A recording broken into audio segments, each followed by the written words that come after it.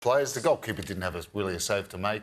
A few half chances, but I'm with Bozo. If Japan are going to win the tournament, you're not going to get away with that against better opposition. You can look at it and go, OK, if Iran make them in the semi-finals, would they be worried? But first things first, would Vietnam be encouraged by a performance like that, John? If you're an opposition coach and you're playing them next and you see them go about their business that way and not denigrating them anyway, they won the game. They won the game of football and they did what they had to do. But does it open up possibilities for the next opponent? Of course it does, especially the way Vietnam played last night in the second half. I actually thought Japan were poor. I thought they defended really well. They defended their box really well. I still think Saudi had enough openings to score, especially off the second phase, off a free kick. He had a clear header in the box and he puts it over the bar. But Japan, their game plan was obviously to sit off and catch him on the counter, but they didn't even catch him on the counter well. Their decision-making on the ball wasn't good. That was very un-Japan-like. The amount of times they just kicked the ball up the field, as John Helm was saying, the commentator, to no one in particular. I lost count how many times they did. Yeah. Look, Yoshida and Tomiyasu were brilliant. I actually thought that, like we said, they dealt with most crosses really well. They dealt with what was in front of them really well. Only a couple of times the Saudis got in behind them. But with the ball, they were poor, Japan. Yeah. It's a stat. It's 72 completed passes for the match. Against nearly 300 for Saudi Arabia. Anyway, let's have a look at that big chance right there. So this, I mean, men and moments, all those things, Boz, this totally can change the complexion of everything. It would have changed the complexion of the match. Japan might have come out a little bit, or Saudi would have just woken up and taken one of these chances after it. It's a horrible finish. Well, and as like Robbie just said, it's a horrible finish. You're right, Adam. I mean, you know, this is something that Juan Antonio Pizzi will have to work on now in their process to go to the next World Cup and during the World Cup qualifiers, is that if we play this well, like Robbie said, the middle third, and have this much possession, this, that, the other, there's got to be an end product to it, because it can be soul-destroying if you keep outplaying teams like they did today. In my opinion, they outplayed Japan during the general play, but they didn't really have the cutting, so they're going to have to find that cutting edge, and that is why strikers in the main are the most well paid. Because they will provide you with something like that. They haven't got an Al Moez Ali like from Qatar. That's what I was going to put. Yeah, they haven't got even an Al Soma from Syria. People like this, you know, who can make a difference. But with that type of possession, they should, like I said, in my opinion, they should be creating far more open chances than they do. And when they do get the opportunity, and Johnny mentioned that header as well. First things first, you've got to hit the target. And very few of those half chances they had actually hit the target. And four's gone there into any type of save. Yeah, there was some horrific finishing from Saudi Arabia. And I mean, imagine, does it finish Pizzi as the boss of Saudi Arabia, given that what happened at the World Cup happened and he survived his job? I don't think so. You don't reckon? No, I think that if they've stuck with him after the World Cup, especially after they're getting beat 5-0 in the opening game by Russia, and they're happy to go on with this type of football, it's such a refreshing type of football to watch. And I must say, if I had to go down, John and Robbie, as a manager, if I had to go down, I'd rather go down playing like that than basically trying to scratch a 1-0 win. Do you fear for Japan in this tournament after a performance like that, Robbie? Well, I think you'd have to. They're going to have to improve. John was right. They were poor with the ball tonight. They defended brilliantly, defended their box, numbers in the box, but wow, you know, they got the lucky bounces, if you can say that, because when you defend that deep, anything can happen. It can drop one way, it can drop the other. It didn't for Saudi today. And if you see from the highlights, they got into a lot of good areas and had a lot of good situations, but they just couldn't get the right delivery. So Japan will have to get better. We were concerned about the possibility of meeting Japan in a quarter-final. Should there be any concern for any opponent whatsoever about Japan right now? Or do you think that they've got enough quality players to look at that and go, yeah, that's maybe taking it too extreme? Look, the sign of a good side is winning when you're not playing so well, and that's what they've been doing. So you see so many teams that will go through the tournament and not play well, and then you come quarterfinals, semi-finals, and they do play well and they win their games. So you can't say that, you know, no one should be afraid of Japan. Japan is still a good side. They've got good individuals. I thought they were lucky today to win the game, because I didn't think they did that much to win the game. Set piece, they scored. Yeah, you know, first attack, get a corner. And they did have their opportunities on the counter, because the Saudis were playing really open, their fullbacks going high, and Japan didn't punish them at all in that situation. No. They do have a winning mentality when it comes to the Asian Cup, though, because they've won the tournament 4 times, and that record now is they've lost just 2 of their last 41 games. at the Asian Cup. So they'll look forward to a quarter-final against Vietnam. We look forward to Australia's round of 16 match against Uzbekistan. We start the countdown to kick off right after the break. As mentioned, we've got some special features on the way. We'll have the team news shortly. Stay with us. You're live on Fox Sports. The Socceroos are coming right up.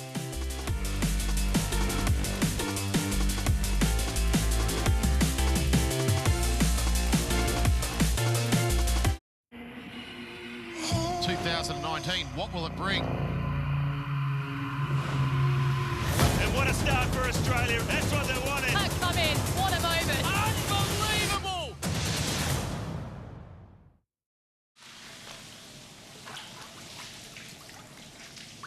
There's no ice in this ice bath. Ice requires energy. We're saving on energy. But without ice, isn't it just 4 fast bowlers having a bath together?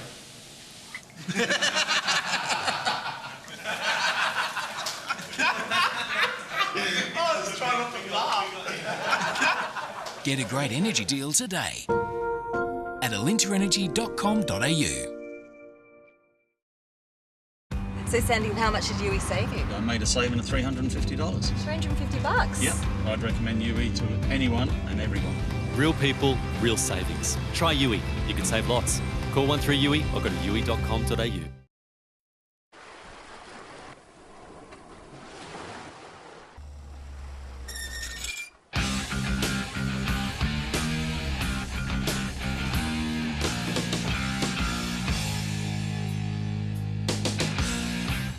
The Tucson's had a makeover. It looks, drives, and feels even more amazing. And so will you.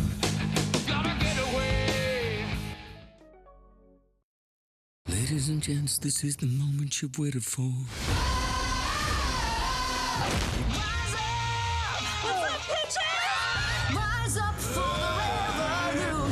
Revolution? I'll explain later. I don't want to be late for my own party.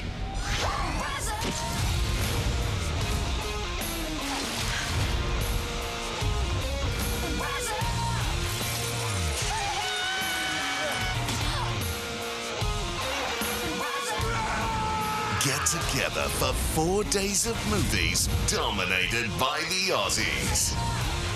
You are selfish, you're crazy, and you're scared. Now I think it's time for everybody to go home. Aussies in Film starts Friday 6 a.m. on Channel 404 or stream on Fox Flicks.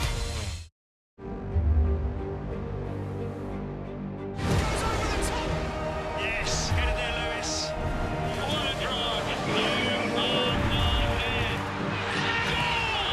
They have got it, Australia! The perfect storm has erupted. They've done it again. They'll do it, and Australia are champions of the world. Oh boy, listen to this.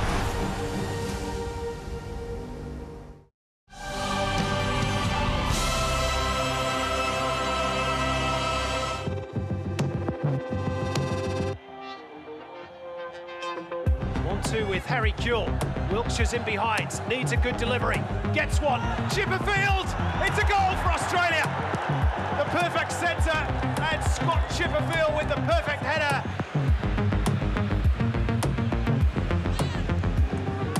A lot more tempo about Australia's performance.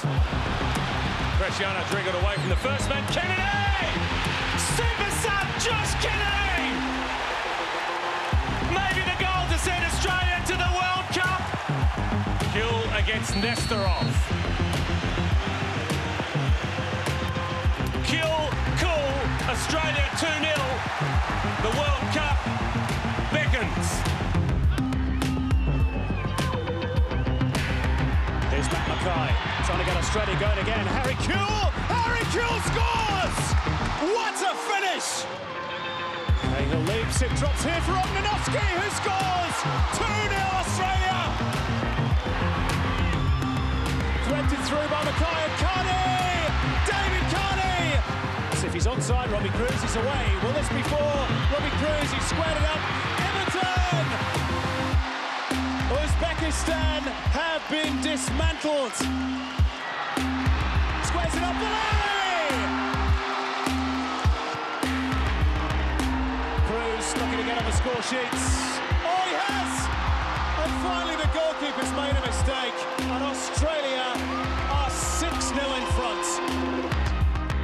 Not a great night for Uzbeki football. Welcome back to live coverage of the 2019 Asian Cup. That was 2011, the last meeting between Australia and Uzbekistan. The next one is just about to take place in the round of 16 at the 2019 Asian Cup. And John Aloisi, Robbie Slater and Mark Bosnich are here. And gentlemen, the team news is in. And Graham Arnold has made the one change, and it's the expected change. This is confirmed that Mark Milligan will go back into midfield as Trent Sainsbury comes in and Mas Luongo makes way. So Luongo has dropped back to the bench.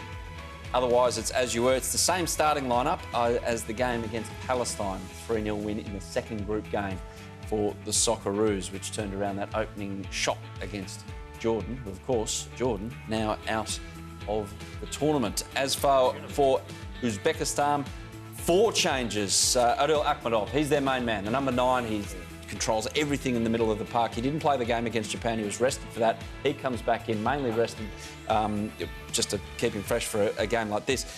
Interestingly, Bozza, they've made 2 changes to their left side of their back four. Anza Ismailov and Oleg Zoteyev come back in because that's where Japan had a lot of joy in that final group game. They did. It was quite emphatic. Basically, both goals stemmed from, especially the first one, from that side. They continued to attack down that left-hand side, and that was Safiev. But he didn't play in the first 2 games. It was Oleg Zoteyev who did play in those first 2 games, so that's completely understandable. That's a logical change. Ismailov as well coming back in. Some of the other, Akhmedov coming back in. Krimitz is out. He was the one who got sent off in the first game against Oman, who came back in. So pretty much they made 5 changes for the Japanese game, so pretty much all those changes they made, bar one, will be starting again. Speaking of logical choices, was it a logical one to put Milligan back in midfield, Robbie, and make way for Trent Sainsbury, meaning Mas Luongo misses out? Yeah, I think that was logical because, look, if we look at the Syria game, Milligan wasn't very comfortable. We can't say it was his most comfortable game. At the back. At the back, and he's more suited in midfield. So, yeah, he went for that. You could have played... You had the choice of bringing German into that position. He dropped Milligan. We qualified. We got out of it. But Millsy wasn't at his best, but he certainly was in the Palestine game, in the middle of midfield, and it's logical that he returns. Johnny, we haven't got your thoughts so far on the Socceroos' performances. What do you make of the way Graham Arnold's team is playing, both from a tactical perspective and in the minds, because tournament football is a little bit different? Look, we're dominating possession. I think in the first game we lacked that penetration in the final third. We lacked to really create a lot of opportunities, but we have scored a lot of goals, 6 goals in 3 games and from open play, and we've got multiple goal scorers. So we're not just relying, as we did in the past, on Tim Cahill. So and that's something that Arnie's done really well because his wingers play quite narrow. You got a focal point up front. You got Rogic that's in between the lines, floating. So he's always got men and bodies in the box. And especially when your fullbacks are getting high and wide and when they're crossing the ball, they've already got 4 players in the box. So that's why they're scoring goals. Has it been as fluent as we expect? Not yet. Let's hope tonight is a little bit more fluent. And we'll have more of a preview, in-depth look at some of the key players for the Socceroos a bit later on in this pre-game. But let's get an Uzbeki perspective right now. As mentioned off the top, the last time we met them, 6-0 defeat in the semi-final of the 2011 Asian Cup. And Daniel Garb over in the UAE caught up with a journalist from Uzbekistan, Kairala Kolikov, and this is what Kairala had to say about his side. Australia might not be as strong as it was certainly in 2011, maybe in 2015 as well, even though they won the championship then. Are Uzbekistan players, do you think, maybe still a bit intimidated about playing Australia? Yes, you know, in football, statistics always right. And, you know, in football, if you play against one team many times or if you lose again and again, and if you don't score only 1 goal, it will be pressure on you. I know that our coach and our players will be thinking about previous games against Australia, and also fans will tell that Australia is a strong team. We played several times, but we didn't win. This will make pressure on players. I know that. Who are the star players for Uzbekistan, and where is the strongest area of the park for Uzbekistan? First of all, I have to say that our goalkeeper, Ignat Nesterov, is maybe number one in his position, and he had made a record for participating in AFC Asian Cup for the 5th time. This is 5th time, this is record, and he is the only player in Asia who participated in 5 different Asian Cups. To be honest, midfield is our strongest side because, for example, Odil Ahmedov, who plays in Chinese Super League, he's in even good shape, and also we have some young players who is playing around him, and they are also good. And we have also one striker, number 14, Eldor Shomurodov, who plays in Russian Championship for Rostov FC club, and he's also in good form. He's a young player, and he scores more goals. So we are happy with the team. So that's an Uzbeki perspective on Uzbekistan football. We've actually got an Australian perspective on Uzbekistan football as well. Last year, Roston Griffiths was playing in the country for Paktahor Tashkent, and this is what Roston, who's now at Melbourne City, had to say about his time over there.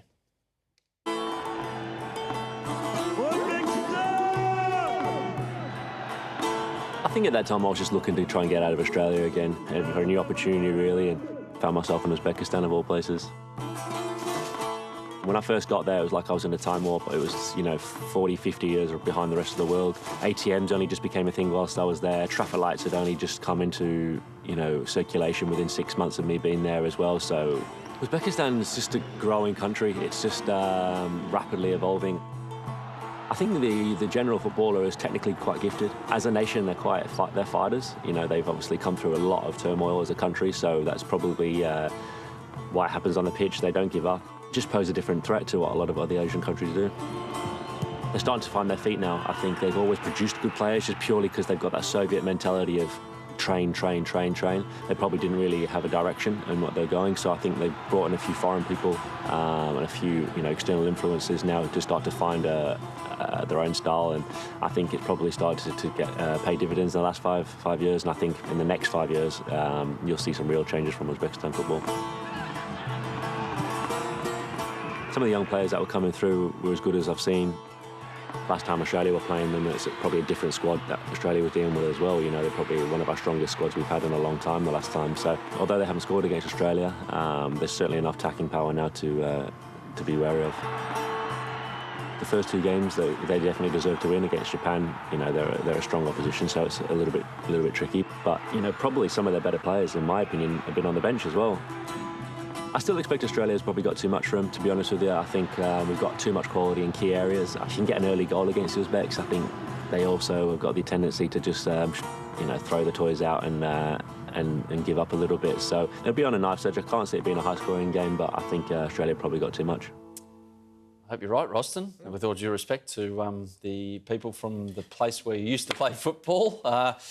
Robbie, and you've been to Tashkent with a Socceroos match. Great city, yeah. And we know Uzbeki football, we come to know it when we went into Asia and started playing against their clubs. I remember Adelaide United against Bunyodkor, those famous matches in the Champions League as well. They've got quality and they know what they're doing on a football pitch. And they're a different look to a lot of the other Asian sides. They certainly are. They're a lot more European, physical. Mentally, as Roston just touched on, if you can get a goal, or albeit 2 against them, they can sort of drop their heads. But if they get a sniff, they're a good footballing side, and they've got some really good players in there, which we've already alluded to. So it'll be a tough game. Bozzy, a scouting report on them? And it's been thorough, your scouting. Well, it has. Opening game, a wee bit fortunate. They got a lot to thank to that goalkeeper of theirs, Nesterov, who is outstanding, and Oman were a little bit unfortunate as well with a few of the decisions. Obviously convincing against Turkmenistan, as the other 2 teams were in the group as well. Hard to pick a lot out of their game against Japan because they made 5 changes, other than to say that Shomurodov up front is absolutely outstanding. 4 goals already for the tournament.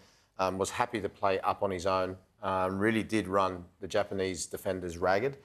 Completely different what he saw today. They basically had a cigar on today in comparison to what it was to play against him. He's going to be very, very difficult to handle. We spoke about the left-hand side. Oleg Zotev is going to come back in, as is Maliov as well.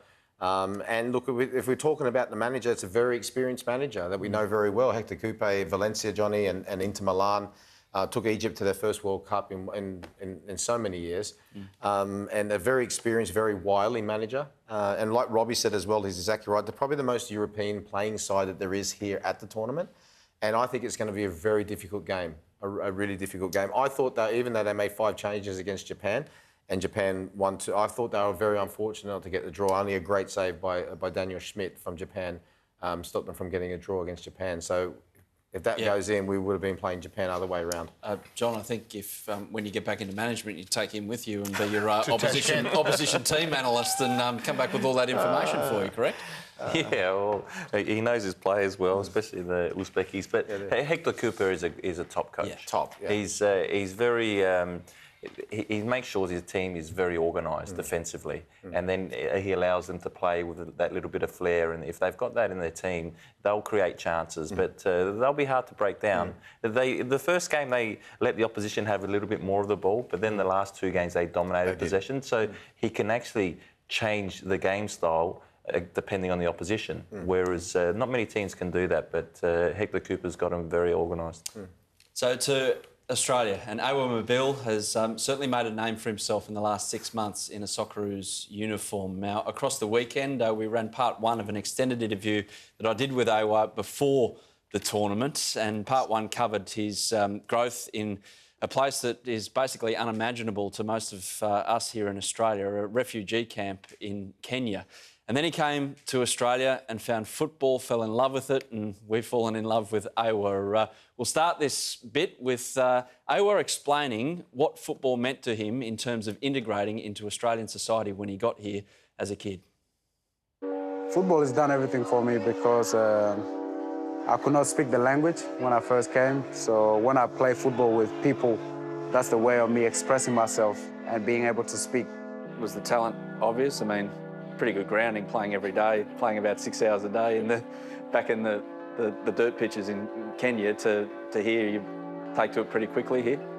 The way we played back there was you could have 100 kids and 1 ball.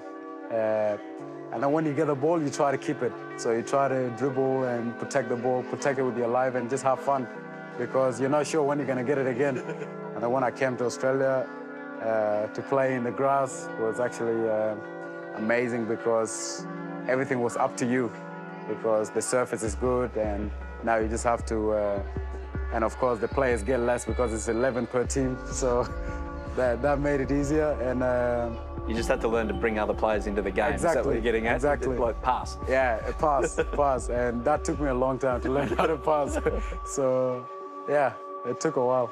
John Kosmina tells the story that when you first started with the first team in Adelaide, that you were always, by far, the first to training. What was that?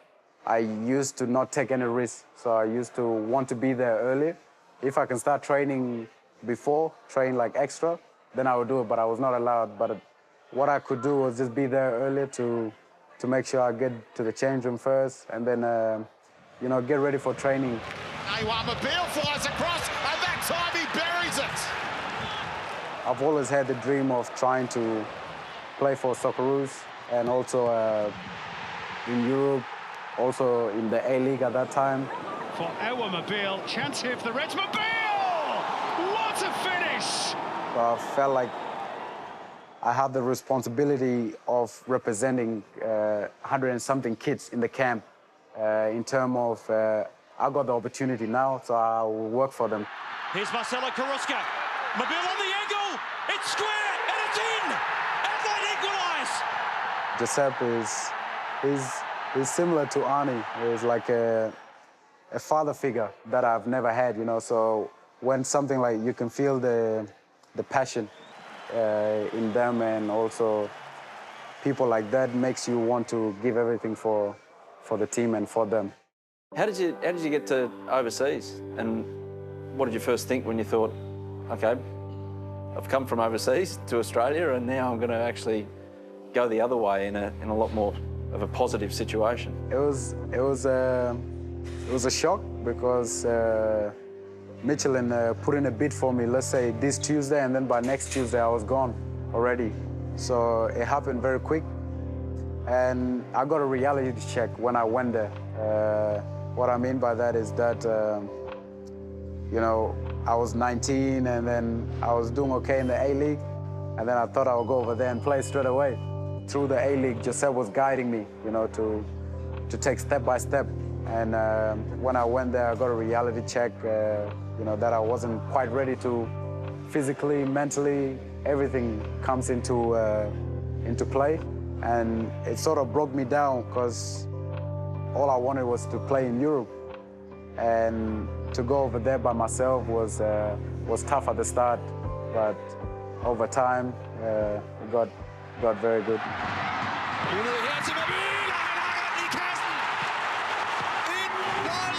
Take us back to how you found out that you were coming into this setup, into the current setup with the Socceroos. You've been around it a bit, but how exciting was it to be trusted with this? I suppose it's a privilege, isn't it? It is a big privilege, you know. I've always had the dream to represent Australia, and recently with Arnie, you know, I can see that he likes young players and likes to give them opportunities. So with this kind of environment, it's a perfect environment for a young player who wants to do his best. And here's a chance for our Mabil, who rounds off his international debut with his first goal for his country. What a moment. Next thing you know, you're coming on to play for Australia and scoring a goal. Giving Tommy Deng a high five, your mate from Adelaide. Yeah, it's unbelievable. That's the only word for it. It's unreal what has happened the last month and a half. It's something I'll never forget. Mabil wants it deep. That's the target. Amon Mabil, make it 2! With your football, is it a drive to succeed because you want to look after your family, or is it another thing that's pushing you? Before it was more to look after my family, of course, and but now it's more like I don't know what it is. I think football is in me, that I always look forward to challenges. And even though I did not accept the challenges that I was facing the last 2 years, it was the best thing for me. And that was the journey that, when I reflect back now, it's what made these 2 months or this last month enjoyable because of those. So I think the drive is in me. I turned actually one of my rooms in my house into like a mini gym, and my girlfriend think I'm crazy, but it's just something that I just like the drive to try to overcome challenges that I face. Mate, thank you so much for telling your story and having a chat to us, and can't wait to see what you're going to do at national level for our team, Australia, and indeed your club level and the rest of your career, mate. Really appreciate it. Thank you very much. Thank you. I appreciate it. He's a wonderful human being, Awa Mabil. Just like the three sitting next to you. No, just no, I know you're not good at comedy. Just say well done, great. Well done. I am. Yeah. Thank you. Right. Congratulations, fantastic story, brilliant young man. Extremely coachable human being by the looks of things as well, in football terms. He loves his coaches because he keeps jumping.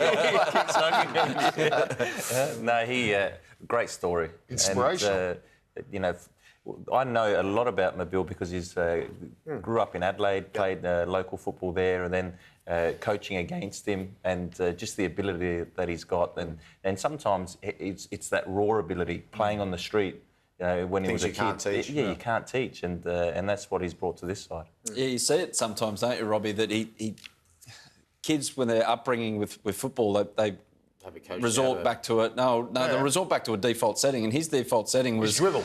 Yeah, because I've got 100 kids trying to get the ball. You just heard the story. One ball, 100 kids. And when he started in Adelaide, that's how he played. And you're commentating, and you go, "Is this guy ever going to pass the ball?" Because he beat one player, beat another player, and in the early time, not every time, but quite often he'd lose the ball. But he was brilliant to watch, and it was just a question of him getting a coach to show him that, like, sometimes, you know, in situations, 2 men, 3 men pass. Yeah. You know, you got one, then take him on, and decision-making. Obviously, he's improving all the time, and he's still very young. It is truly an inspirational story. Speaking about improving, any explanation for that shirt that you wore during the interview?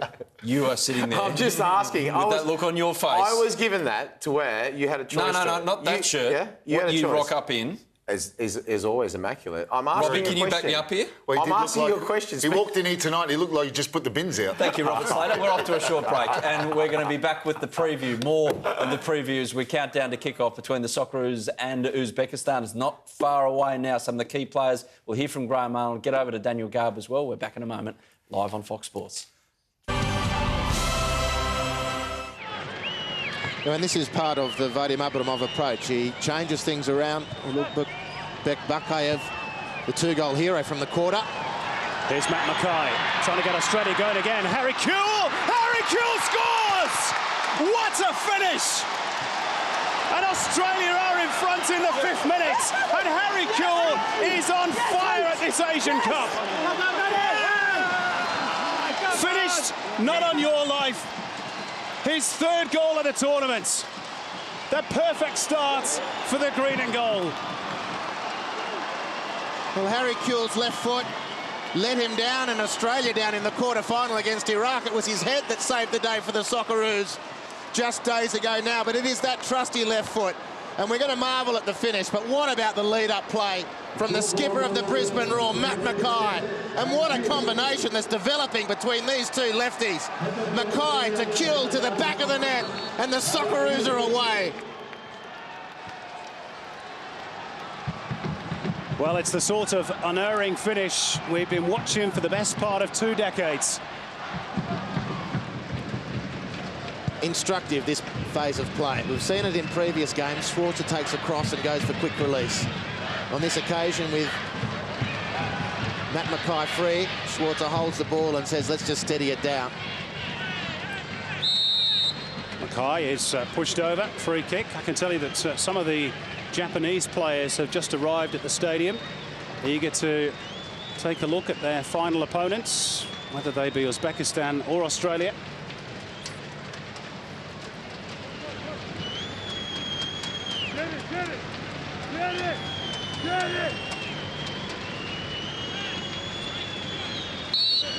David Carney to deliver. Again, Ognanovski and Neal have pushed forwards. Cahill leaps, it drops here for Ognanovski, who scores! 2-0 Australia! Sasha Ognanovski, what a year he's had! And that's the icing on the cake. Well, there may still be nearly an hour to play, but surely, Andy Harper, from this point, it is a long way back for Uzbekistan. Well, I'm not going to get into that debate. What I am going to praise is the late career work of the Og Monster, Sasha Ognanovski, on the building sites in Melbourne, hammering bits of wood together just 4 years ago. He's threatened to score goals this tournament, and finally he punches the net. He wasn't going to miss from there, not on your life. And Uzbekistan's crumple zone has been exposed. Now, Kasanov in a chance to cross the ball over. Karpenko, well, he didn't quite catch it. I think it was on the half volley. And that's the final opportunity for Uzbekistan. And Australia are halfway to achieving their target of reaching the Asian Cup final. Goals from Ognanovski after Harry Kewell had put them ahead after just 5 minutes, completing a very satisfactory first half for the Socceroos. At the interval in Doha, it's Uzbekistan 0, Australia 2. Now Robbie Cruz can set up the counter for Australia. They've got a man over here, Cahill. Just had to check to ensure that Mackay was onside. Carney arriving in support. Threaded through by Mackay, and Carney! David Carney surely puts Australia into the Asian Cup final for the very first time. 3-0 at the Khalifa Stadium.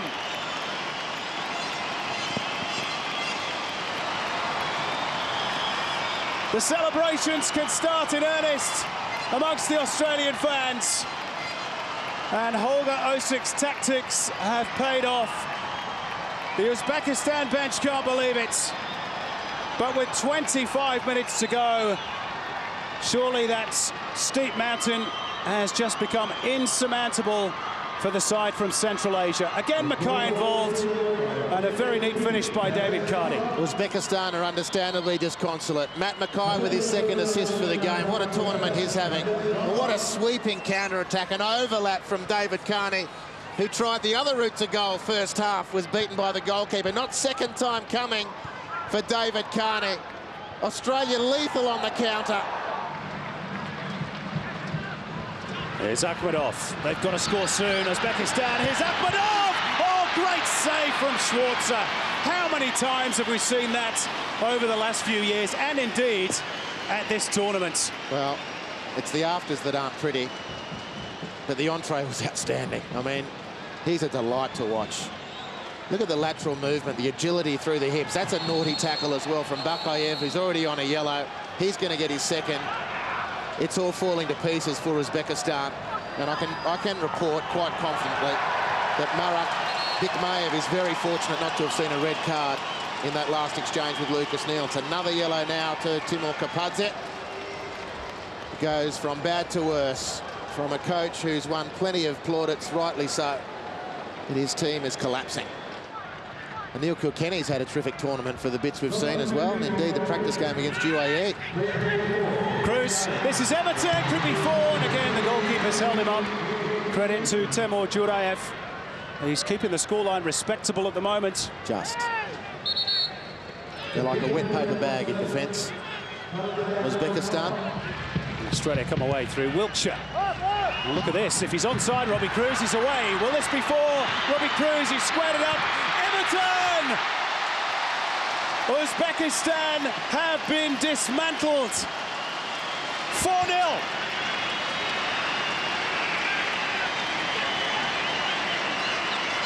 Well, Robbie Cruz, with the goal at his mercy, all he needed to do was beat the goalkeeper, Temur Jurayev, who has really stopped the hemorrhaging from being worse. But Australia's substitute, Melbourne Victory's star striker, has decided to play the ball to Brett Emerton, and I wonder if Brett Emerton ever figured in the Sony PlayStation Socceroos matches.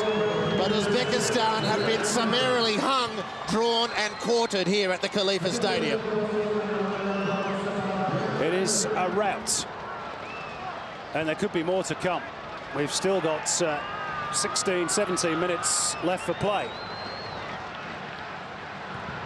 Well, they've certainly thrown down the gauntlet now. Japan presents an altogether different challenge, we know that. Here they come again, Matt Mackay.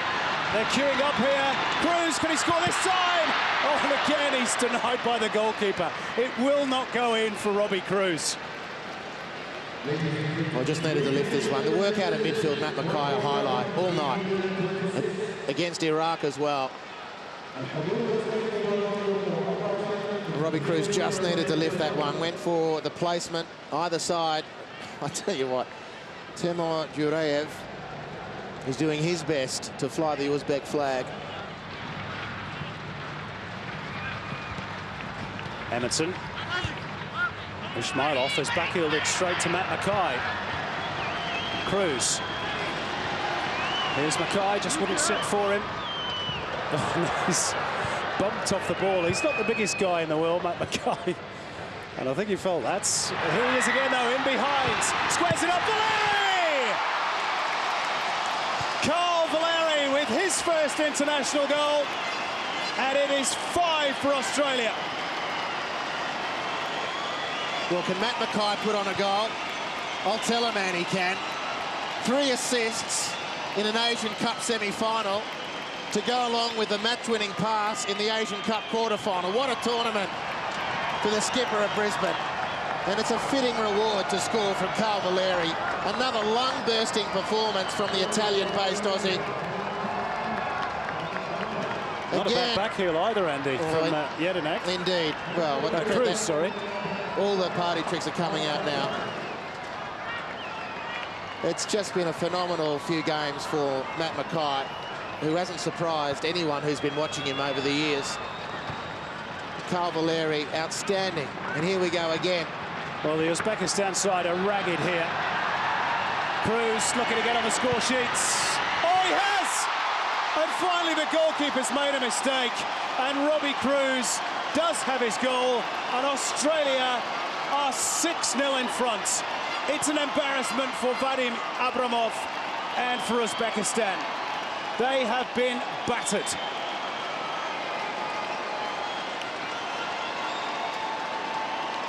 Well, Robbie Cruise's worst effort on goal is the only one that has brought any yield.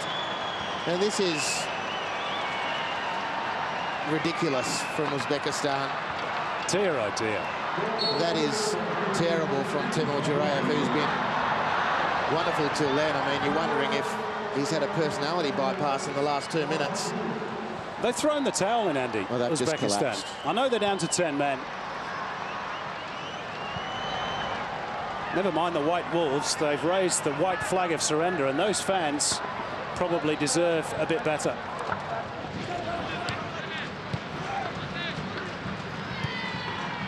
Japarov. Here's a chance to Sidov. And even now, Australia refuse to buckle. Well, they want to keep this clean sheet intact, certainly Schwarzer.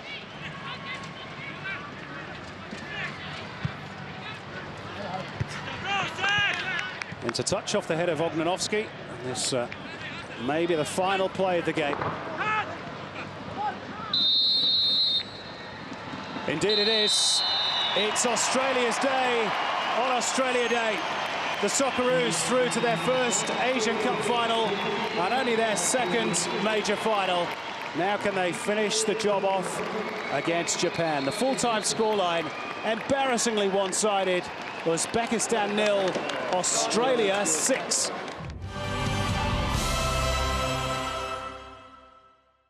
Melbourne and Sydney, 2 shades of blue. This is the big blue. Incredible! Magnificent!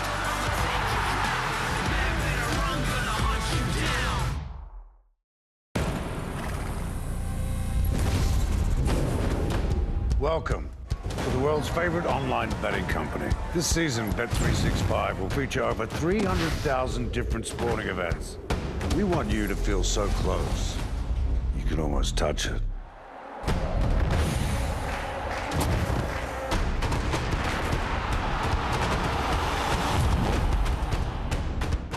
Gamble responsibly. Great getaway deals. Up to $100 instant cashback and a wide selection of passenger, performance and SUV tyres from these quality brands. At Bob Jane T-Marts, we'll look after you.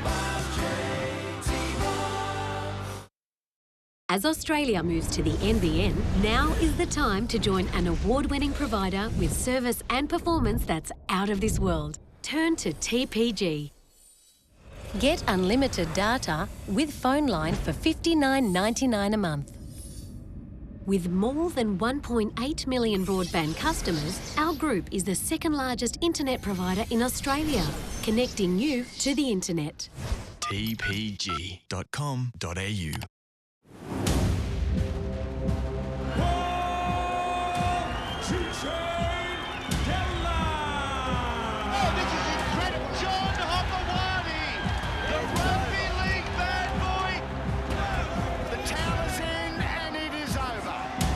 Impressive victory to Tim Zhu. The uppercut does damage. Gallen v Hobawate, February 8, live on Main Event. Starting Thursday, January 31, on Crime and Investigation. The first of 6 infamous cases. It is a search for the truth. That was the knife that killed Michelle Buckingham. I cannot see what you can see so easily. There are times where it takes a while to get the answers. You've just got to find them. Ron Iddles, The Good Cop. Thursday, January 31, only on Crime and Investigation. I just think we should give the boys a hand. What do I know about that? It's cricket. How hard can it be? Mate, I can't do it, mate. Yes, you no, can. Nathan, your country needs you. What is that? Just water. Just water. Good boy. Oh, God. Go, no. How good is this?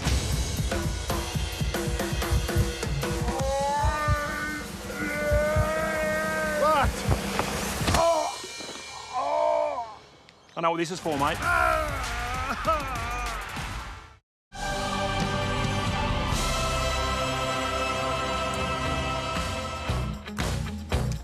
welcome back. A couple of young Socceroos fans and a few more in gold over there at Al Ayn's Khalifa bin Zayed Stadium, a stadium of 16,000. This is the one, yeah, there it is, with the spectacular rock setting as a background. And welcome back to the studio. We're about 20 minutes away from kick-off in Al Ain between the Socceroos and Uzbekistan for the right to go through to the quarterfinals and take on an unnamed opponent just yet, because UAE and Kyrgyzstan play a bit later on. John Aloisi, Robbie Slater and Mark Bosnich here in the studio. More comments from you gentlemen in a moment, but now let's get back over to Daniel Garb with this scene setter from the ground.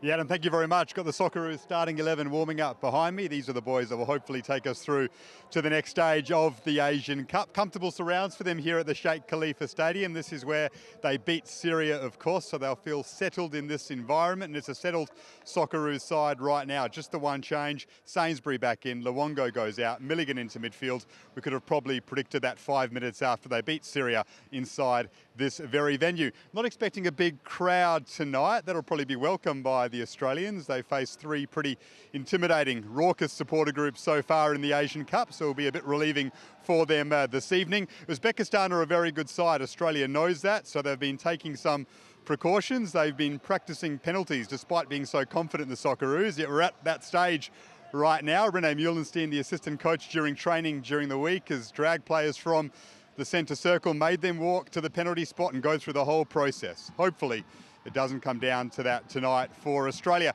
They're also staying at the same hotel as Uzbekistan. Graham Arnold has admitted that's been a bit awkward, a bit strange. He says, we've said good morning, we've said good night, that's about it. Hopefully it's the Socceroos saying good night with a big smile on their face at the team hotel tonight, and they're off to the quarterfinals. Garby, thank you very much for that. So let's check the team changes and reconfirmation of the two sides. And the Socceroos have made just the one change from the last outing, that 3-2, well, nerve-wracking 90 minutes against Syria. And the one change is Trent Sainsbury is back from suspension. Mark Milligan goes to midfield and Mas Luongo drops back to the bench. So it's expected, everything else the same. Matthew Leckie on the bench and ready to go if needed. Uzbekistan, 4 changes, and they shuffled the deck a little bit in that last group game against Japan. Couldn't quite finish top. That's what set up this one against Australia. Anzur Ismailov and Oleg Zoitoyev come in at the back on the left side of defence. We spoke about that earlier with Bozza, and Odil Akhmedov is their main man. Plays for Shanghai SIPG in the Chinese Super League. He's on megabucks over there and he's worth it because he is such a talented player. He plays in the middle of the park and he'll look to pull the strings for Uzbekistan. So just a little chat with the guys here on the panel about a few of the Socceroos. And John, to you first about Trent Sainsbury. What do they get back with Trent Sainsbury coming back from suspension? Well, clearly he's the best at playing out from the back. He's the one that starts to play, and he does play through the lines very well. And if Rogic is finding that space in between the lines, he will be the one that will find Rogic in a good position. What he has been doing, though, recently, he's actually been getting caught out in defensive positions, and you see here. And that's due to lack of games. He hasn't played a lot of football for his club. So hopefully we won't get that from him tonight, but he's got the experience. He had a brilliant World Cup for Australia, and then hopefully he leads the players from the back and makes sure that defensively we're sound. Yeah, there's that second yellow card he picked up in that match against Palestine, which meant he wasn't available for the Syria match. Robbie, Mark Milligan back into the middle of the park. He does prefer playing there. Why do you think it is that he prefers playing there, and perhaps it's his better position? Well, I think that's most of his career. He's played there, so therefore he's more comfortable. Yeah, he's one of those kind of players, because he can play a number of positions, he falls victim to the, well, if we have a problem somewhere, we'll put Milligan in, particularly when it's central in the spine of the team. But look, he's more suited, and certainly in the games that he's played, more effective in midfield. As I said before, when we talked a little bit about him, he didn't have his happiest of games against Syria at moments. He wasn't poor by any stretch of the imagination, but he just didn't look as comfortable as he does. And now you get a career centre half moving back and into there with Trent Sainsbury, and he moves back into the middle of the park. If Bozzard, you find Milligan back in the middle of the park a better proposition than at the back? 110%. I asked for that the other night. We saw his influence that he had against Palestine, albeit it was against Palestine. It doesn't matter. You can only play and beat who's in front of you. But like I said the other night, if it was down to me, I would have put Yerman at the back and him to stay in the middle. So, you know, that is the middle of the park in between the two boxes is where you're going to control the game. And I really get that feeling. And I even got that feeling, you know, at his time at Melbourne Victory, every time he was moved back to centre half. He's a soldier. He does what he's told, but you just tell he wasn't happy about it. And especially at this level, I do believe that players should be playing in their own specialised position. Let's hear from the Socceroos manager right now, Graham Arnold, with Daniel Garb. Well, Graham, thanks for joining us. Just the one change to the team as expected. Sainsbury back for Luongo. You seem settled. How comforting might that be? Yeah, look, Milligan did great at number 6 against Palestine, controlled the game very well. We expect to have a lot of the ball. Uzbekistan normally defend deep, and Millsy, we need some pace in behind with Sainsbury and Degenek for the counter. Matthew Leckie is back on the bench. What's your plan for him tonight? Yeah, look, it's great to have him back, and as I said during the week, it's like signing a new player. He's been such a positive influence in and around the group, even though he's injured, and it's great to have him back. You know, Lex is good for 30 minutes off the bench. You know, I've got a lot of trust and faith in the young front line that's doing so well at the moment, but if Lex is needed, we will use him. Uzbekistan seem like they might be slightly more open and attacking than the sides you've played so far. Might that suit you? They play more of a European-style game, and the nations that we've faced so far that have played a very long, direct game. So, you know, we're expecting a good game, and I'm expecting a great performance from our boys. They're mentally fresh. They look very, very good, and I'm excited. Thanks, Arnie. Good luck. Thank you. Huge boost for Graham Arnold is the involvement or potential involvement, Robbie, of Matt Leckie. Picked up a hamstring injury with his Bundesliga club, Hertha Berlin, just before the Asian Cup, or before they broke for camp. Possibility of maybe 20-30 off the bench is such an option because he's been a mainstay of the Socceroos set up for about 6 years now. Yeah, very important player. Well, look, we don't have many players, and it's no disrespect to the squad, but that are playing at the top level. He is, for Hertha Berlin. He's playing in the Bundesliga, and that was a blow before the tournament. You know, on top of, obviously, we knew about Arzani from the World Cup, and then we had Aaron Moy. So, you know, to have him back on the bench and ready to go is a huge bonus for the Socceroos. He's completed a whole week's worth of work, and he's ready to go. It's not like they're rushing him back, so fingers crossed that hamstring's okay and he's right to go. 10-year challenge, that's doing the rounds on social media at the moment. We haven't got a 10-year challenge from any of us here, but we've got one from Awer Mabil. This rocked up on I think it was YouTube or something. This is him 10 years ago in the backyard doing his thing on a mate's phone or his phone or whatever, and you could imagine that as soon as he got back home from school or woke up in the morning, this is what he was doing out the front, the backyard, wherever he was. Now he's at an Asian Cup bozzer doing his thing. Is he the X factor that every team needs? Well, and for Australia's sake, yes. I think he's been one of our best players, if not the best player. Connor Meades has been great since he's come in. Ryan Grant as well deserves a special mention. But I think consistently, over the whole 3 games, he has been our best player. When you say about an X factor, I'm thinking that you're meaning something a little bit different. And if that's what it is, yes. You saw the goal he scored as well, which was a fantastic goal. And like I said, especially playing in a position which is probably a little bit unfamiliar to him. You know, Arnie likes to play with, he calls it the 3 number 9s, well, the 2 inside forwards, I like to call them. So that would have taken a little bit of time for him to adjust to exactly how he wants his manager to play. But in tight areas, I would back this man over anyone else in the Australian team. Thanks to the 10-year challenge, what he was doing 10 years ago and before that as well. John, Jamie McLaren, your former striker at Brisbane Roar, how do you see his role and how he fits into the way Graham Arnold likes to play with this side? His role was to get on the end of things. Look, he's not really a striker that likes to link up too much. He's a striker that likes to be in the box. He'll make forward runs. He's quite good in the air. He's not that tall, but if you do get the ball into good positions and feed him, he'll be in there. Won't always score the goals, but he's getting himself into those positions, and that's what he's doing well.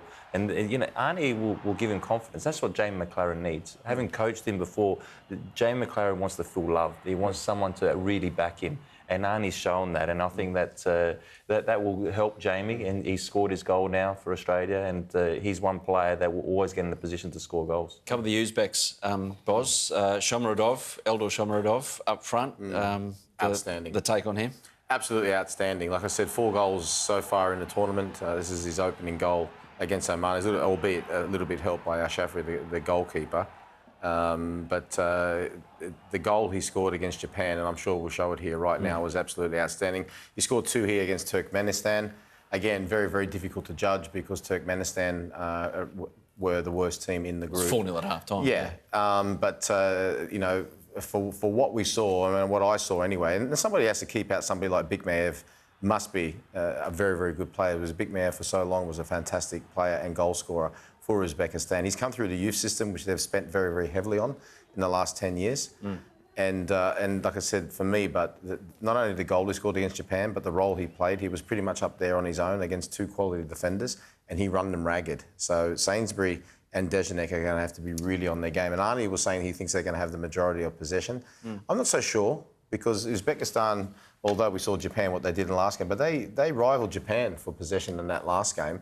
But if we do happen to have the majority of possession and they start playing on the break, they're going to have to be very careful of him, because he's got no problem in basically playing against 2 players. Quick one on Nestorov, their goalkeeper. Yeah. He's the best in the tournament, in your eyes? Bermian as well from Iran, and Matt Ryan. Them 3 have really stood out so far as I'm concerned. But he was absolutely outstanding, especially in the first game against Oman.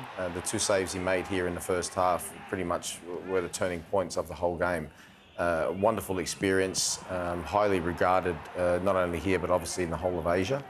And you know, if it does go all the way to penalties, you know, he's going to be somebody who's going to be a massive plus point for Uzbekistan. Yeah, inspirational at the back, and as Bozza always alludes to when on our A-League and other football coverages, if you have a good goalkeeper, it lifts everyone in front of them. Robbie, the last match we played against Syria, first 20 minutes, it was a little shaky in terms of holding onto the ball, especially in the middle of the park. Surely that's something that's been alluded to with the coaching staff and has to sharpen up. Yeah, well, we started slow. There's no doubt that Syria came out of the blocks and were all over us in that first 20 to 25 minutes, and after that we got better. But we certainly weathered a storm in those opening 20 minutes, and you don't want to be starting like that again, because Syria really should have punished us in those 20 minutes. And I'm sure they've looked at it, and you know, it's for us to start better.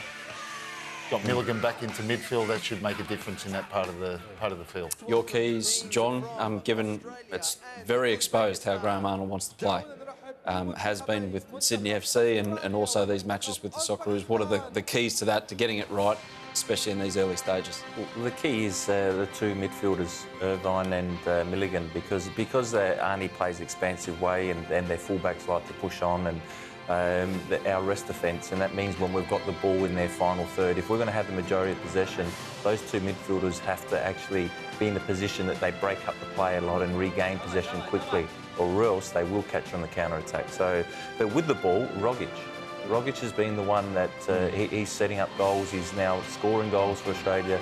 He's the one that can make the difference for us in that final third. So final thought and the tip. Boz, start with you. Final thought, I don't think it will be an easy game by any stretch of the imagination. And I think Australia will just edge it after extra time. Robbie?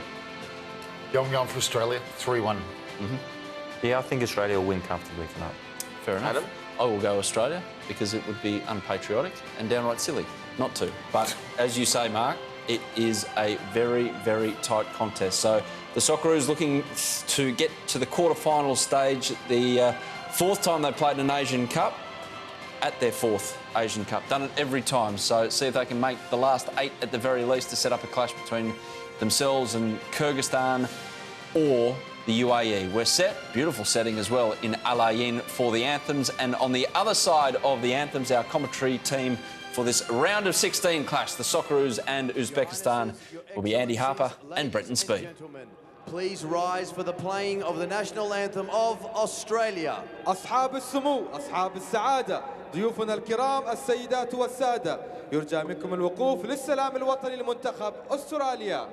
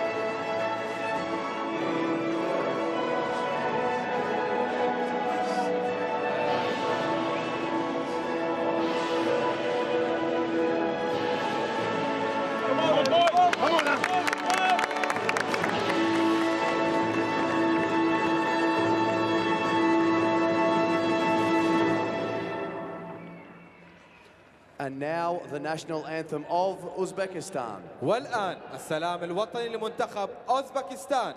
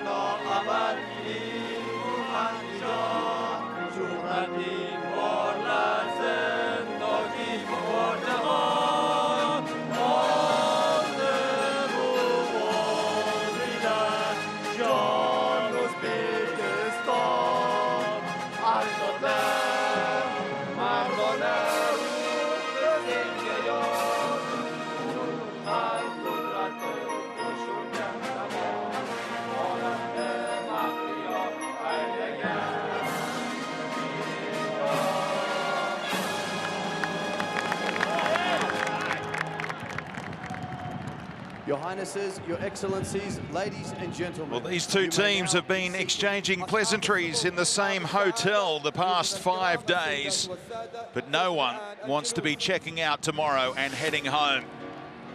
Both want to march on to the quarterfinals. That is what is at stake here in Al Ain tonight. Trent Sainsbury, the inclusion in the lineup tonight. As we take a look at the team news for Australia, after the coaches who've been meeting one another in the elevators at the team hotel shake hands one more time. Australia make one change to the 11 which started against Syria. Trent Sainsbury back from suspension. Massimo Luongo drops out with Mark Milligan pushing back into midfield. Jamie McLaren continues to lead the line in a 4-2-1-3 formation with wingers Mobile and Economides in goal-scoring form. Andy Harper. Well, a lot of this game is going to depend upon who attacks the best, and in Economides and OM Mobile, Australia have found some real lightning rods to get their forward play capped off by the likes and supplied by the likes of Tommy Rogic. Big factor for Australia today. The man in the middle, Abdul Rahman Al Jassim, the 31-year-old from Qatar, who refereed 2 group games, Iraq against Vietnam and China against the Korea Republic. He's got those assistants behind the goals tonight. They'll be gone from the quarterfinal stage onwards, where VAR kicks in. Uzbekistan, well, they make 4 changes to the 11, which started in that loss to Japan in their final group game. Ismailov slots back into defence along with the left-back Sotayev. The captain Akhmedov returns and is a survivor from the semi-final loss to Australia 8 years ago, while Masharipov is back on the wing. And so in the attacking derby that's here tonight, Australia has beaten Uzbekistan, but against older players before. The key is the youth of Shukurov, Hamadov, Javokir, Sidikov, and the striker up front, Shamuradov. What a sensational player. And Matthew Leckie, as you could see in the substitutes, is available, ready for his first minutes of the tournament after finally recovering from his hamstring concern. Well, Awan Mobile goals in the last 2 games. And this guy has scored in every game so far for Uzbekistan. Shamuradov, 4 goals in 3 games in 2019 after failing to score for his country in the internationals last year. But look at those stats. Who will be the star man at the end of the evening here in 2 hours' time or so. 10, 9, 8, 7, 6. The countdown on till kickoff. 4, 3, 2, 1. The 4th meeting between Australia and Uzbekistan. The history books dominated by the team in goal tonight. Australia winning the 3 previous meetings by a combined aggregate of 9-0, Andy Harper, but we expect a much more competitive game tonight. I see this as a more even matchup, most certainly. Australia's come into this tournament as defending champions with a lot of expectation domestically that they're at least a Final 4 proposition, and guess what? That's exactly what the press expects of Uzbekistan, a domestic press corps that's following here, all very upbeat about this team, and why not? They are the team that won the under-23s Asian title just a year ago. Half a dozen members of that squad in this squad, with a few of them playing here today. And one key difference, when Australia previously had toiled with Uzbekistan, the striker for Uzbekistan was the highly reputed Maxim Shatsky. You'll remember the name. A lot expected of him, but he really never troubled Australia. We are going to have a different proposition to watch today, watching Australia, Uzbekistan, Australia dealing with Eldor Shomurodov. Here's Jamie McLaren trying to get in between the centre halves, and it's fallen his way. Young striker who opened his account for Australia earlier in the tournament. Now Mark Milligan advanced, tried to take on the strike on his left boot. Not renowned for hitting them that well off that side, but took on the strike. And there were plenty of numbers in the road anyway. McLaren's nicked in again, and he's fouled, and it's going to prompt a caution. Inside 2 minutes, took Takojayev straight into the book. Well, we haven't seen all tournament early yellow cards administered. Referees have been very, very patient. There might have been a case for an advantage to have been played here. Ball fell to Tommy Rogic in some good space, but the referee was decisive. Not going to accept any more of that very, very early transgression from Takojayev. Australia on the front foot early on. Hector Couper sorting out his defensive unit here as Mark Milligan prepares to deliver. The run being made late by Degenek, and it flicks off his head out for the goal kick. He's had a change of clubs in this tournament, Miloš Degenek.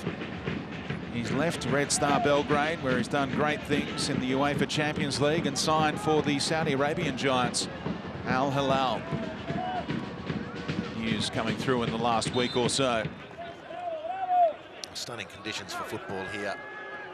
When the sun was setting on the rocky outcrop surrounding the ground, it was completely breathtaking. Very few stadiums around Asia can boast such a backdrop. It did remind me of the Tian Shan mountain range in Bishkek. It's another stunning backdrop. The wonder of Asian football. Now Mobile trying to link with Ryan Grant, who does get up and down that right-hand side for the Socceroos. Australia intent on working as hard as they can to make sure Uzbekistan don't get into rhythm. Hashimov has nailed down that right-back position. That's another touch here, the number 6. Now Akhmedov. And Mark Milligan was giving him no room to move. Captain on captain there.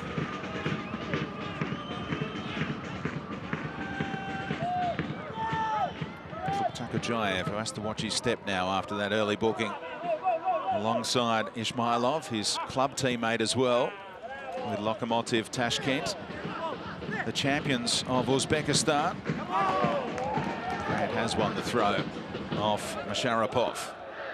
Dealing with the Australian pressure well, Uzbekistan have moved the ball nicely.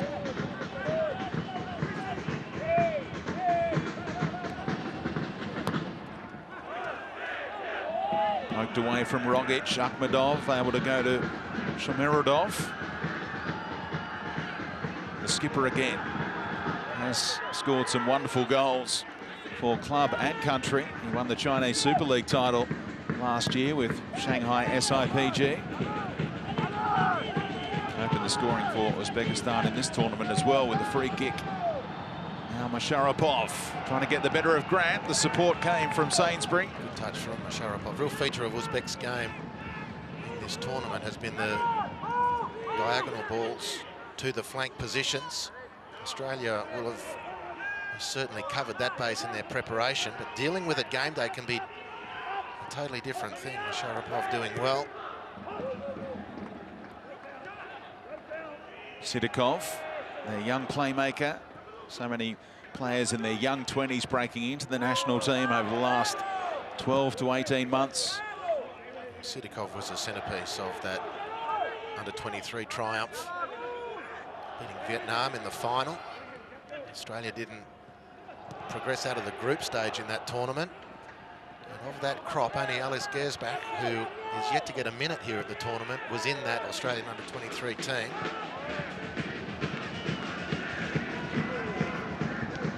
Bajic able to step up, but his clearance only as far as Akhmedov. He can have another go. Australia's left back, making his 16th straight start for the Socceroos. The longest such streak of any player for the national team right now. Keeping Alex Gersbach on the bench. Shukarov just dropping the deepest of the midfielders in between the centre halves there. And Grant put an arm across Sharapov, who was complaining. There was no whistle forthcoming, and this will break the way of McLaren again, getting an early confidence boost the way the ball is breaking his way.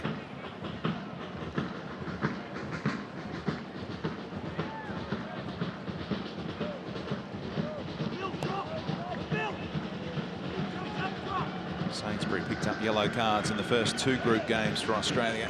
That shock 1-0 loss to Jordan, and then the 3-0 win over Palestine, where he was cautioned for time wasting late in that contest, so he wasn't available for that crunch match against Syria, which Graham Arnold's side won in a 5-goal thriller.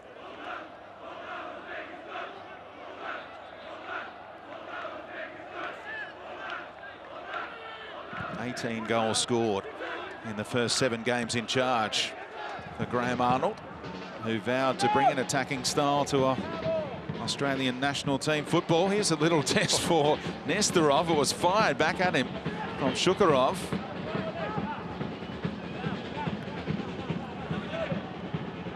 Lovely little flick from Sidakov back to Shukarov. Hashimov goes early and gets the return ball from Akhmedov. Australia well organised defensively, forcing the captain into retreat mode. Zaltayev with Hector Couper just metres away, barking out the instructions. Uzbekistan's Argentine coach. Deganek able to scramble it back to Matty Ryan. Yeah, not so sure of touch at the moment, Australia. Uzbekistan have had an impressive start to the match. Won all the second possessions that have been available, and then into some pretty fluent passing movements. Australia yet to achieve that standard.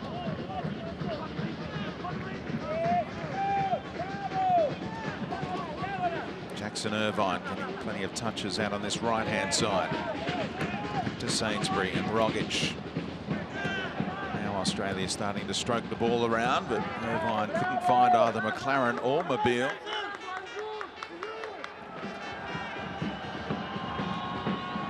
Hull City man who's worked his way into the starting lineup. 3rd straight start for him for just the 2nd time in his international career. Referred to Massimo Luongo now. After Luongo started the first group game, they lost to Jordan alongside Milligan in midfield.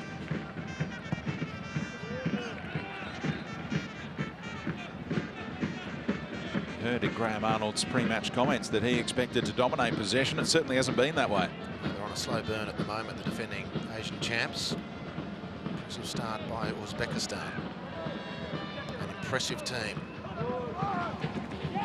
Couper so upset with the way that Rogic was able to find space there. He knows he's one of Australia's danger men, but picking the pocket was Masharapov, and here's what the danger man Shomurodov can do.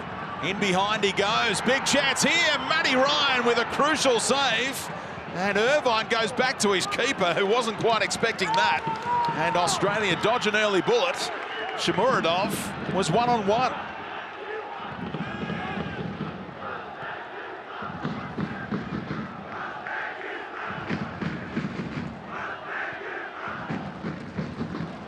The speed of the 23-year-old there for all to see.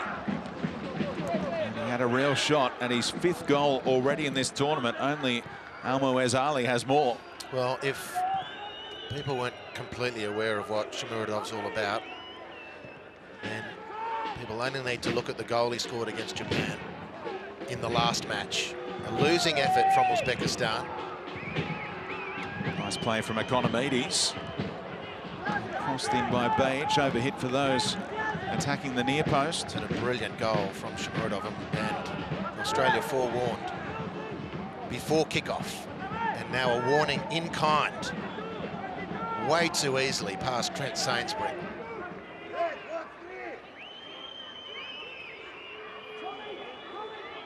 Ryan Grant winding up like a long throw is on. And it skims off an Uzbeki head and fired in by Aziz Bajic on his right boot. And he forced a pretty comfortable save out of Nesterov.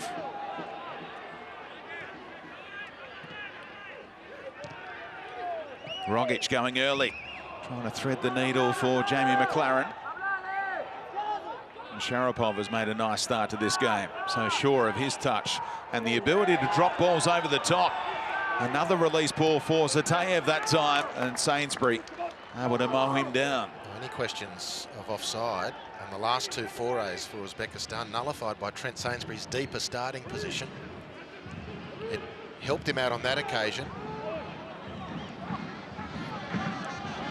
Muradov did him good and proper in that last attack for the striker. Stands in it at 1.9 metres. Pretty much done a cut and paste replace job for Rostov in the Russian top flight for Sardar Azmoun, the star Iran striker. That puts him into some sort of context. Almost an identical replacement when they lost Azmoun back to Ruben Kazan. They went to Uzbekistan and picked up Shomurodov. Potentially a better prospect. Well, he's a stunning player. Rogic unable to win that one back for Australia. It was strong work by Shukurov in midfield. Zatayev. Back to Ismailov. Ismailov and Akhmedov. The only players in this starting 11 who were involved in that semi-final clash in Qatar 8 years ago now. And Australia humiliated Uzbekistan 6-0. The opening quarter hour as a reflection of the amount of ball Australia haven't had. The two star storylines out of the group matches, Chris Economides and Awil Rabil, yet to touch the ball in any material sense. So well done to Uzbekistan for dominating Australia to that extent. Challenge for Australia is to unleash those two informed players.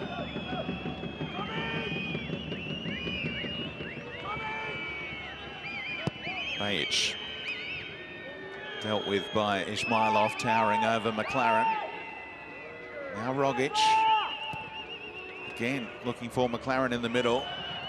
Picks up his scrap second time around as Rogic, the Celtic superstar. Couldn't link with Mobile, though, and here goes Sharapov again.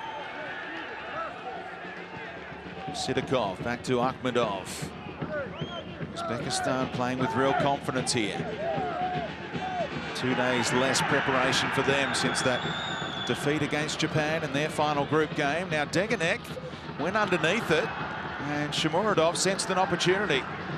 He's such a live wire up front, putting pressure on each and every one of those Australian defenders. Whistle had gone. McLaren forced to return it after Economides was fouled. Good first involvement, really, from Chris Economides. Lining up a couple of opponents, beating them both, drawing the foul.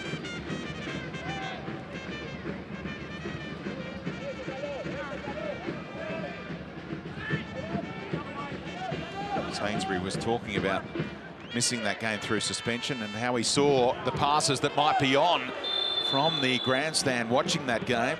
And he tried to play in Aziz Bajic there, who'd gone a fraction early.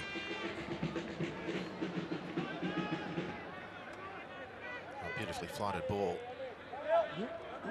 by Trent Sainsbury. There really is no need for Aziz Bajic to be in that offside position. Well, how good a start is it from Sharapov, playing in Zatayev again. Referee asks for the throw and he'll get it, but the number 11 for Uzbekistan, the Paktakor winger, 20 goals in the last 4 seasons in the Uzbek League and hasn't put a foot wrong yet. Claren able to find Rogic. His layoff misplaced though, taken away by Akhmedov.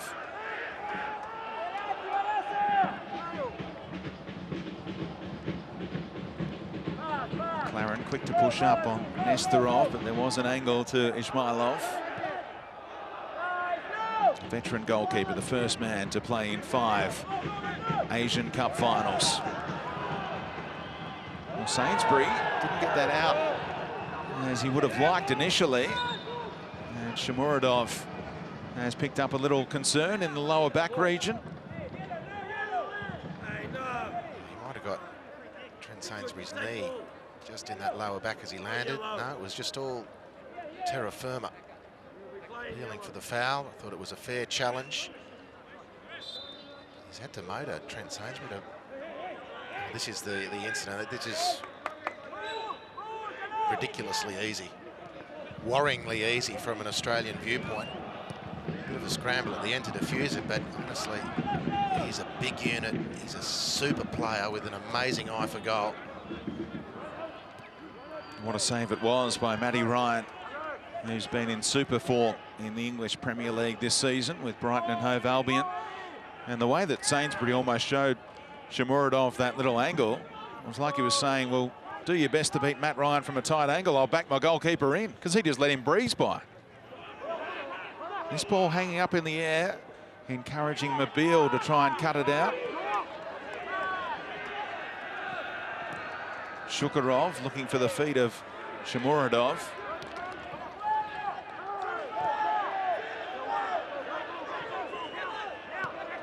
Now Zatayev, Sharapov. It's a good steal. A handful of shirt did Jackson Irvine. That's the point the referee is making. Without that transgression, evidently, Australia would have been in trouble because, again, Sharapov had turned nicely.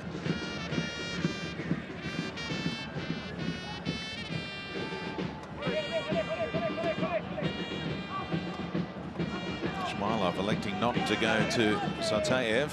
Tried the much tougher ball for Shomurodov. Degenek asked a lot of Milligan, put it on his head, so the captain had to go back to Matty Ryan.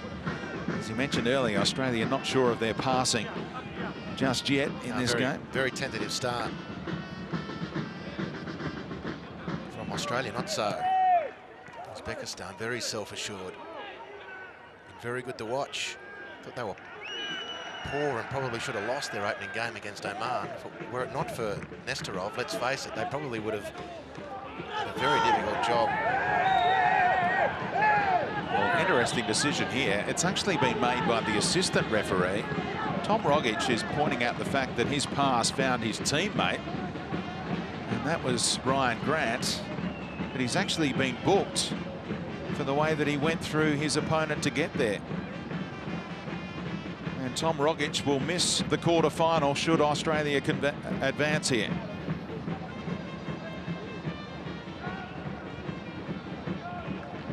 Well, probably fair enough. Passed the ball clean, but he certainly collected Sharapov. So that doesn't fall into the accidental category. When you pass a ball, if the opponent gets in your road, it's your responsibility. Well, I think if you look at the nature of the contact, I don't think you can have a lot to complain about. If the match officials see that, I think they have to make the call.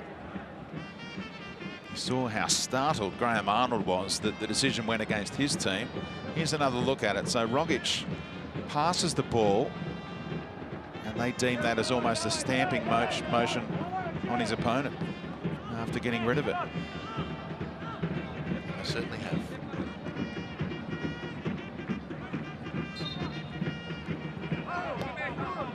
Slow Sharapov down, who has been dancing around Australian defenders so far.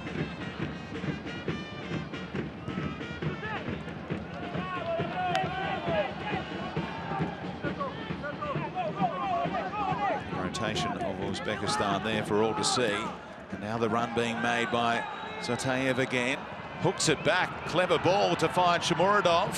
And now Akhmedov straight into Ryan Grant. Didn't hit it as he would have liked, but he's more than capable of rifling that one towards Matty Ryan. Well, the case for Uzbekistan continues to build. Looking way more sprightly. Possession is certainly more controlled. The touch is more assured. The technique is sound.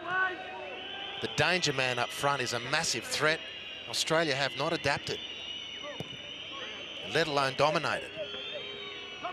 Well, in international football, you don't see too many defences opened up like Australia have been, with so many balls over the top in the opening 22 minutes here. That's at least 3 or 4 that have just been played into the channel in behind Ryan Grant. Uzbekistan doing their research and knowing that the right back gets forward and there might be some space in behind on this near side. Certainly exploiting that. Here's Deganek for Australia. Rogic firing that one. McLaren's on the move and didn't quite have the angle to find him. Fast release from Nestorov. They're primed, Uzbekistan, for these spaces that Australia leave available.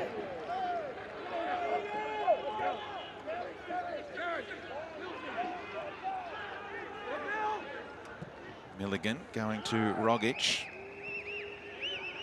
Thought about the turn and quick pass for Bajic, who he'd seen on the move. Irvine and Sainsbury now with PSV Eindhoven in Holland. He's played in the UEFA Champions League already this season.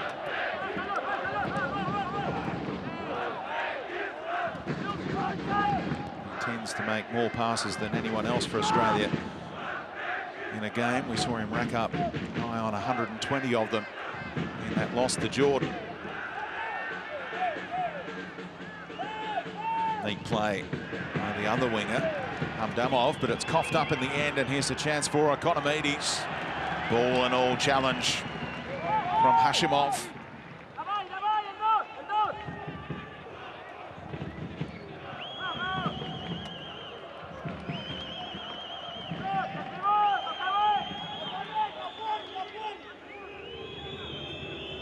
Hamdamov, another of the Uzbeki players based in Russia with Angie.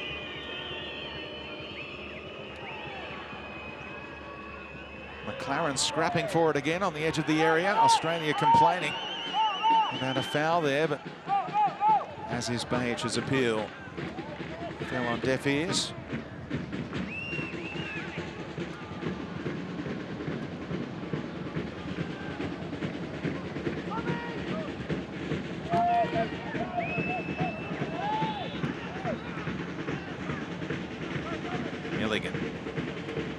Turn from Economides into trouble in the end. It's a good advantage signal after Hashimov was fouled. And away through Sidakov. Bajic managed to get back goal side just to hold up the counter-attack.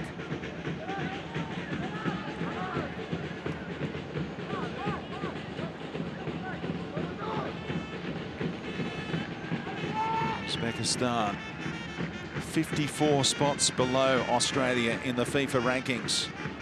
But you wouldn't know it. Judged on this opening 25 minutes, and there's another yellow card out here, as is Bajic. Here's the latest. Socceroo cautioned here for the late challenge on Hamdamov. Well, referee Al-Jassim from Qatar, he came out of the blocks ablaze. Inside 30 seconds he gave a yellow card. He hasn't let up since. Very low tolerance, which is fair enough. It's up to the players, I guess, to get used to the benchmark the referee set. He hasn't dished out a red card in the last 11 games that he's officiated in. So he makes his statement early. And the players, in recent times at least, have copped the drift.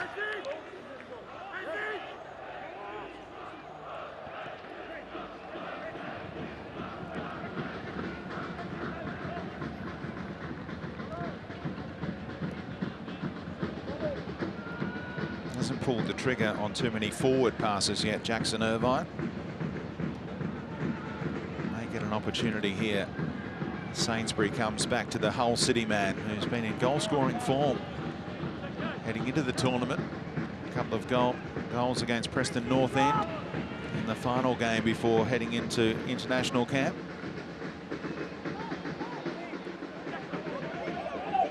Sainsbury bends one around the corner, and McLaren forced the stretch, unable to control. Balls forward into Australia's front line have been at a premium.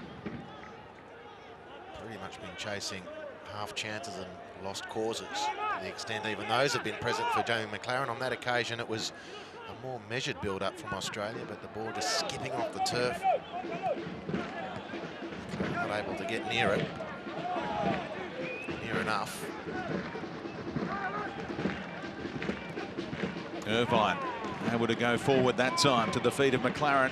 His layoff gone away from Rogic.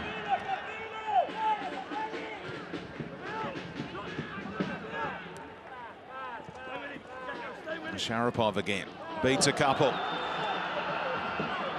Past Ryan Grant and now linking with Shidakov. Just wide of the bottom corner. Uzbekistan are playing the better football right now and nearly got their payoff there. Yeah, it's a highlight that sort of sums up the opening stanza of the match. It's very close from Sidakov. But the way Masharapov dealt with two Australians on the near touchline just sums up the difference between the teams. Uzbekistan primed and sharp. Australia tentative.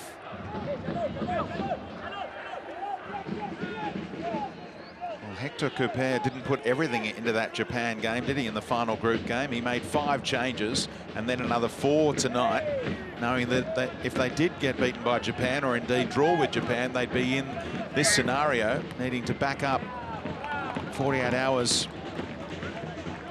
less time than their opponents. In Australia, it looks like 6 days off has been too much for them.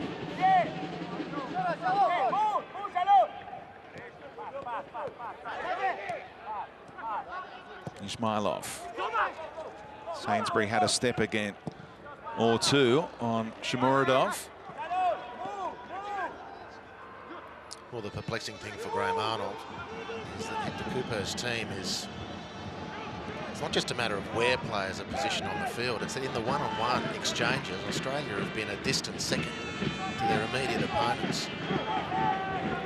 Well, Bajic made a lung-bursting run and Economides turned away from him and lost possession as Australia threatened.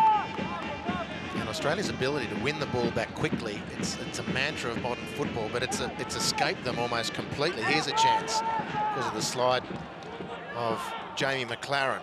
And now Mobile around the outside of Zotayev, trying to hook it back towards the penalty spot.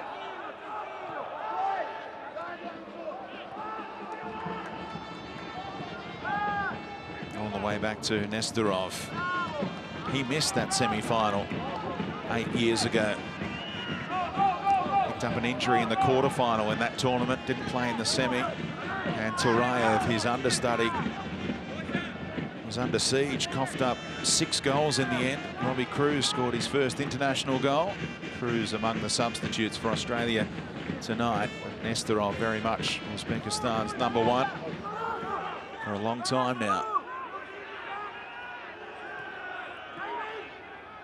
Not only dominating on the pitch, but their supporter group has certainly grown in this opening half hour of the contest. Wedged into a couple of bays on that far side here in Al Ain. Mobile starting to get a bit more joy, causing a few headaches for Zotayev, but the foul was eventually given against the young Aussie.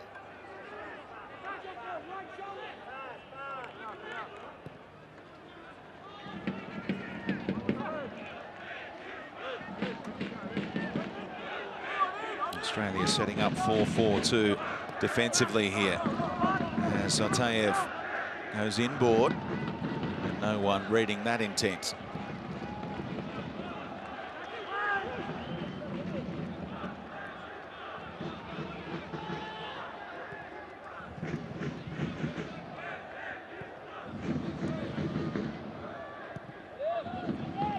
It's 1 loss and 5 wins since Graham Arnold took over the reins of the Socceroos again. That 1 defeat in the group opener against Jordan. Beaten by the lone goal on that occasion. Irvine again.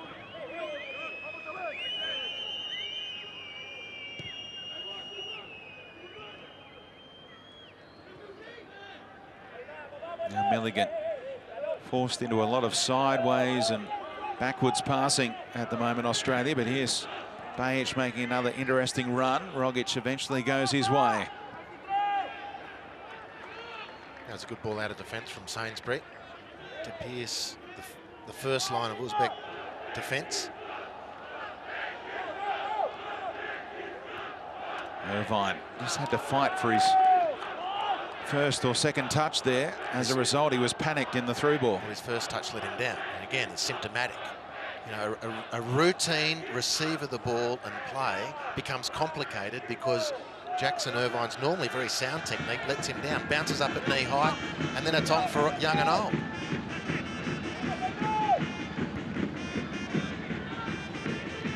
That's a poor clearance by Nesterov, straight onto the chest of Mark Milligan. And then coughed up by Sainsbury. They look to go quickly to Shamuradov again. Sainsbury got back goal side that time. Desperate to atone for his error. Now Milligan able to work it wide to Bajic and complain about the treatment that he received.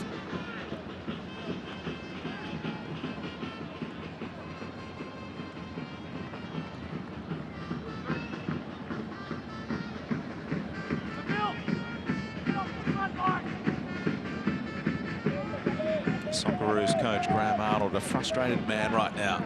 Wants to see more passing with purpose. The diagonal from Milligan sparked things here, and it's a poor giveaway by Rogic that time.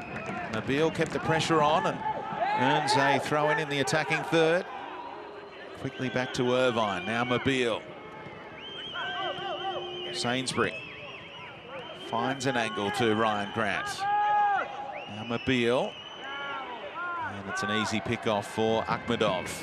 Shamuradov laid it off to Shukurov. Shamuradov gestured for another ball over the top.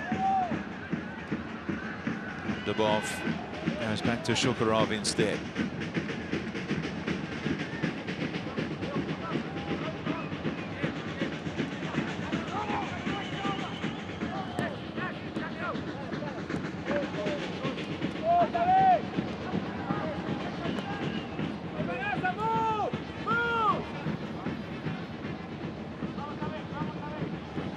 Joy out of balls over the top earlier in the contest.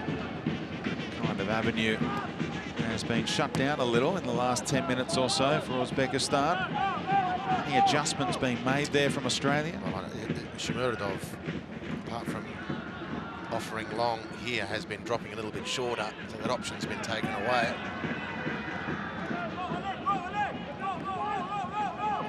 Now Masharapov away from Zotaev. Want to work it wide again to Hamdabov. His ball dealt with by Deganek. Bit of space here for Rogic, which is what Australia like to see. He's able to carry and use Economides, and his touch was a little too heavy.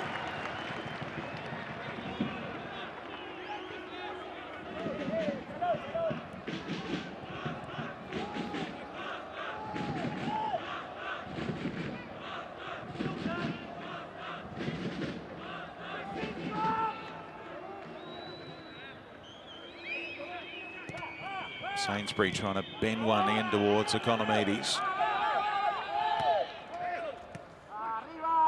Flick from Grant. Gave Nabil half a chance. There's another one to chase. Foot race between Shamuradov and Sainsbury, who was desperate in the sliding challenge. Shamuradov got the better of him again, and he's able to find teammates, 3 of them running onto it. And the shot, an excited one from Hamdamov. Well, it's a waste from Hamdamov. Australia's poor technique in possession. Again, an incredibly cheap turnover, and then Shamuradov just out muscling and then out sprinting Trent Sainsbury and setting up Hamdamov. Young player, beautiful left foot. Not that you'd know it by that action. Great chance for Uzbekistan. He's not getting a whole lot of game time with Angie in Russia. He's been there for a few seasons now. Just 9 appearances, a lot of those off the bench as well. So playing most of his minutes at international level. Shukurov, who is the heir apparent to Akhmedov long term as a captain of the future. He has certainly been a lot tidier in possession than a lot of his Australian opponents.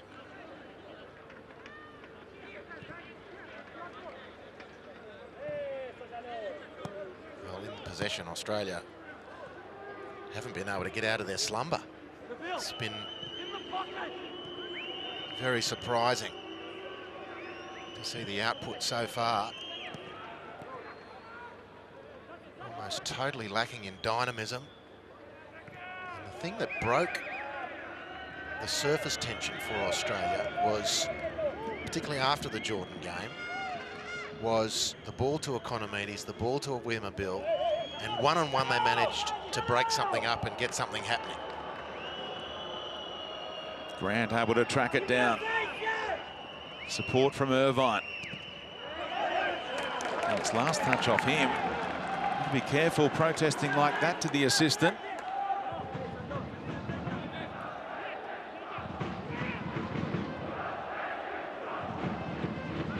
But Australia, to me, Brenton, look like they're back in that Jordan mindset and with a lower intensity level, which is a worry for Graham Arnold. But in this mindset of needing to position yourself and play your way, pass your way through a very well-organised opponent. And I guess to reiterate my point, what changed that discussion was finding individuals who were certainly happy to be part of the structure, but then one-on-one were able to do something and break up an opponent's structure, and then the passing could kick in. Well, the tension of knockout football is there for all to see. Win or go home.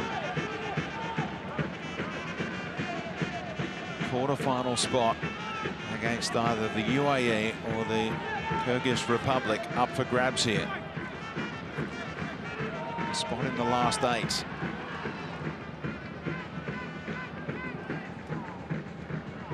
Quarter-final appearance for Australia is their worst showing so far. That was in 2007, the first time they played in an Asian Cup.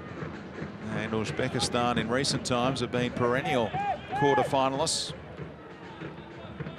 Their competition ending 4 years ago in extra time against the Korea Republic when Son Heung-min was on fire. Irvine's pass a little behind Grant. Now Rogic looking for Bajic once more, who keeps on making those runs. And he's gotten the better of his man. Fired straight into the defender inside the box. There were quick complaints about a handball, perhaps, and the referee comes back for the foul on Bajic ultimately.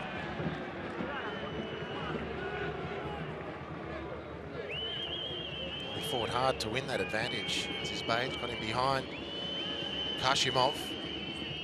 Rogic found him with that looping pass. A lot of work to make something of it even then from Aziz Bajic, and he fought hard for the cause. The referee decided that Hamdamov had transgressed, and this is a good nerve settler. This for Australia as far as the positioning is concerned.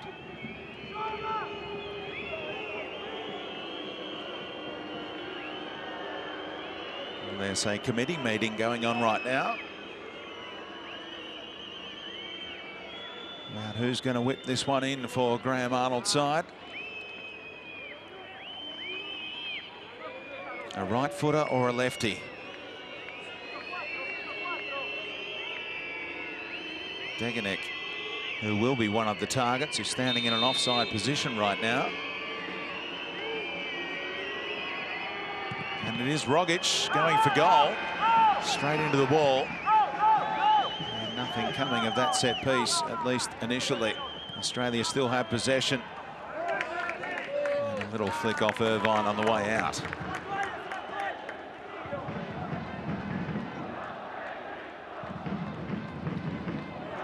Ismailov searching long, and Bajic able to win the header. Such a smart player. Sidakov was just waiting for the second ball. This young playmaker who's got that switch of play in his locker.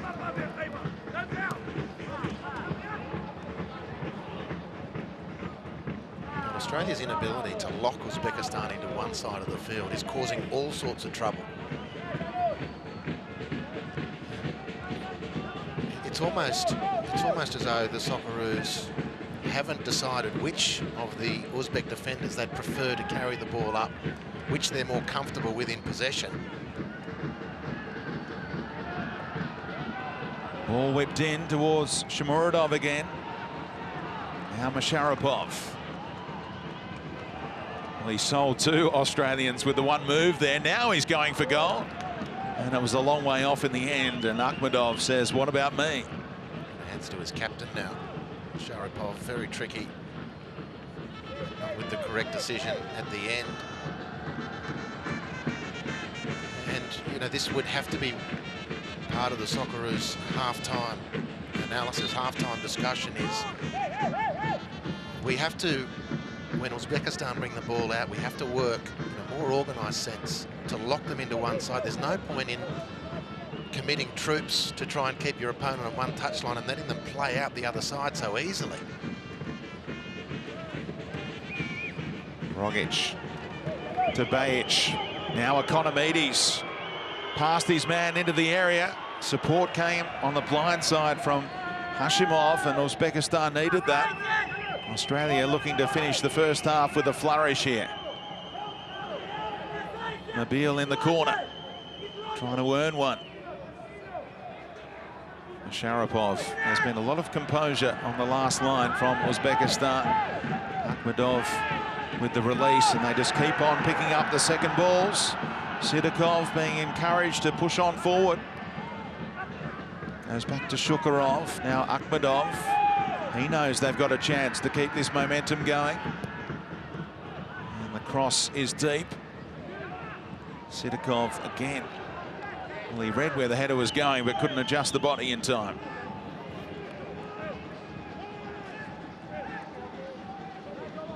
Scored his first international goal in that 4-0 win over Turkmenistan. We'll glance at the watch from the referee. Wouldn't think there'd be a whole lot of stoppage time to be added on. Closing down by Milligan on Akhmedov. From an Uzbek viewpoint, Hector Cooper could not be happier, I'm sure, with his team. The message might be to get the ball forward a little faster without necessarily playing directly. But once the first Australian opponent is beaten, go for it. The sooner we can get the ball up to Shomurodov, the better our cause is going to be. But you'd have to think that Hector Cooper would be very impressed with the way his players have settled into this knockout match. That's a giveaway by Sidakov, and Australia can keep on going. Milligan putting it out in front of Awa Mobile. Trademark move inside and then forced backwards. He had plenty of numbers to hit in the box. Now Rogic.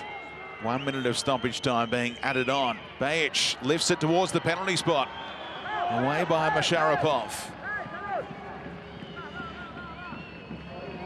Rogic found the feet of Economides. Back to Rogic on his right side.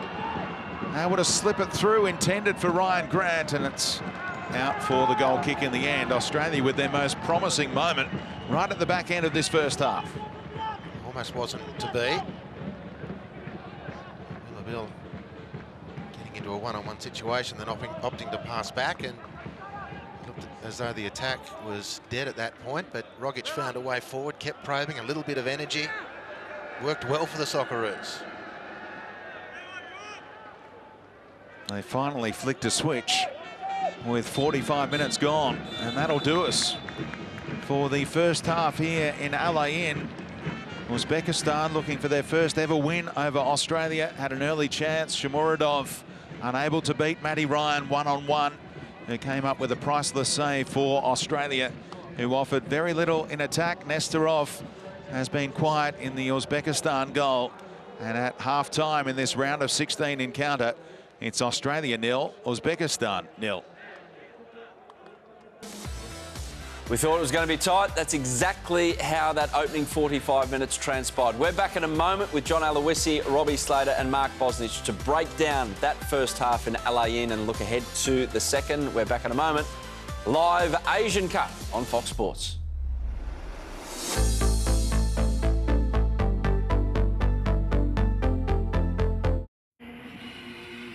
2019, what will it bring? And what a start for Australia. That's what they wanted. Come in. What a moment. Unbelievable.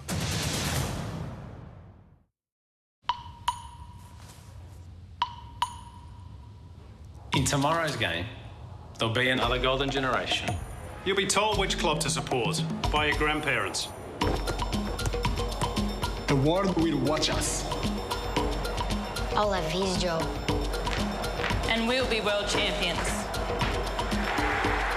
At NAB, we're proud to support football in Australia. NAB, more than money. I always wanted to be like my heroes. I used to watch games on the TV and prayed that I would be there one day. The big superstars, I wanted to be just like them. You still have flashbacks sometimes of moments in your life. The sacrifices from my parents. Coaches that believed in me. Let's go, let's go, let's go. They were definitely there every step of the way. When you have setbacks, you have to push yourself more. You got to be happy with what you're doing, otherwise you won't have that hunger and that desire. Just make sure you give everything you got and leave it on the pitch. I love the game so much. Getting my chance in Australia to play professional football, it's something that every kid wants to do. Us as players owe it to the younger generation to give them the inspiration to achieve what they want and to do even better than what we can do. I was made in the Hyundai A-League. Bet365 is the world's favourite online betting company for many reasons. Match live, instant alerts, the number of events we stream. Over the years, Bet365 has welcomed more than 32 million members worldwide.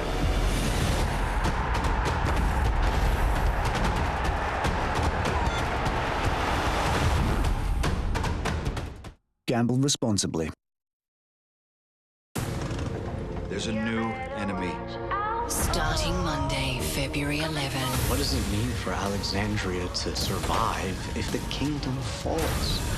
It means Alexandria survives. Home sweet home. The Walking Dead, all new episodes, begins Monday, February 11 on Fox Showcase. To get Fox Showcase, upgrade to the Drama Pack. He's so aggressive, so quick and direct. Driving, what a hit! What a hit! Thursday is Thursday. The W League is live Thursday night on Fox Sports.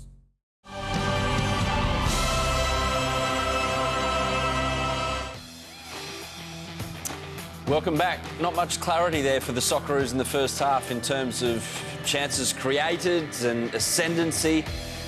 Back end, perhaps a little more possession in dangerous areas, but Uzbekistan proving more than a willing opponent. As we thought before the game, it is 0-0 at half-time in Al Ain. Get the thoughts of John Aloisi, Robbie Slater and Mark Bosnich. And Bozza, the stat sheet's pretty even, the scoreline's even.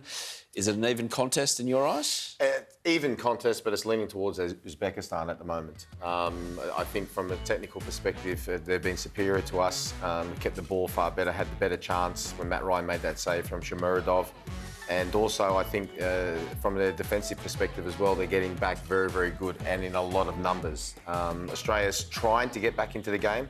The best moment probably came in that last couple of minutes, but they are struggling to find a way to get the ball to their best players in a lot of time and space. The Uzbekistans have been fantastic, in my opinion, in closing down our real danger players, i.e. Tommy Rogic, Chris Economides, and keeping Awa and Bill well away from goal. Shomorodov, the chance that he had, by his benchmark that he set for himself in this tournament, he takes it. And it was a weird piece of defending leading up to it from Trent Sainsbury, Robbie. Yeah, I think Trent thinks he's got him covered, and he has. He gets back, and then it's just one-on-one, and he shows him, and just a little de-acceleration, and he took off on the same side with the inside of his foot, and we got away with it. Yeah, look, I thought we were, in parts, we showed a bit of promise, but in general, I thought we were poor in the first half, particularly going from that middle third to the front third. That's a good save from Matty Ryan. Very good save.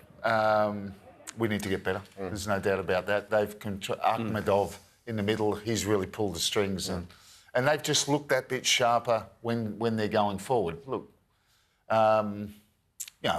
positive is it's pretty even in the stats. It's 0-0, so there's still, a lot of hope for us. John, your insight into how Uzbekistan are causing us a couple of problems and not allowing that flow that we need through those thirds to get into the final third.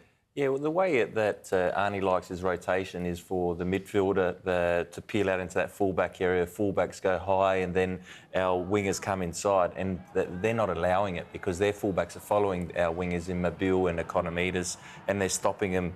And then their midfielders are going out to Irvine and Milligan and actually stopping them from playing balls forward. And then when we've got the ball, you see Shomorodov is actually peeling on the shoulder of Sainsbury a lot, and he's working hard, and he's actually... I can't believe how quick he is and how strong he is to get away, but they're clearly picking that side, and you see here, he's got the better of Sainsbury on a number of occasions, and maybe they've seen that Sainsbury's struggling a little bit physically or match fitness. Definitely seen that. And that's a game plan of theirs. Just one, John, on Graham Arnold has a set plan on how he wants to play, as you mentioned right there. Now, Hector Cooper has obviously planned for that, analysed it, players are carrying out. So does Graham Arnold stick to what he's doing, just do it quicker, or does he change what he's been doing to try and surprise the opponent? You can always change it a little bit. It doesn't mean that you have to stay... The rotation can stay the same, but the movement can be a little bit different. Then if they're coming into midfield and the fullbacks are following them, stay higher. Stay with their centre-backs and then see what they do and see if you can create that space, maybe for Rogic to receive the ball in between either side of their midfielders, because one of their midfielders is going out to Irvine, so there should be space either side of their central midfielder that's staying. Who needs to lift it, Boz, in your opinion? Everyone. The whole team really need to lift it. You mentioned something quickly to Johnny, and you're exactly right as well. They need to pass the ball a little bit quicker, especially when they get into that final third, because by the time Uzbekistan get back, they've got 9, 10 men behind the ball, and you're not going to break them down by maybe going aerially, because you haven't got a big man up front who's going to drop it around so you can go and get second balls. So they've got to move it much faster and try to move it to a point where they get the ball to their danger man, like your Tommy Rogic, like Economides, like Mobile, when they've got a little bit more time and space. Right this moment in time, they've got no time and space whatsoever. You've got to lift it, and you've got to move quicker. And the key for me is if you've got Economides and Awa Mobile, you've got to get the ball to them as quick as possible. One-on-one situation if you can't. If you don't move the ball quick enough, Uzbekistan get back and then they're facing 2-3 defenders. I wouldn't call it a high-tempo game either. So it's not as if they haven't got... There's a lot of passing the ball around the back from both sides. They should give you enough time to go, right, when we go, then we go really, really quick with high intensity. Tom Rogic, all your take on his yellow card, misses the next match if we do indeed play another match at this tournament. Take on the decision and indeed his entire first half. Harsh decision. I actually thought he was trying to dribble the ball and the ball got away from him a little bit. He did not mean to go over the ball. I don't even think he really did. Very harsh. His first half, we need more from him. At the beginning of the game, he was peeling out into wider areas and picking up the ball, especially when he peels out to the right and starts to cut in his left. I think that's where he's more dangerous. And then he went missing for a bit and he lost ball in areas that he shouldn't be losing the ball. Just before the end of the half, he started to get back into the game. We need more of him on the ball. Boys?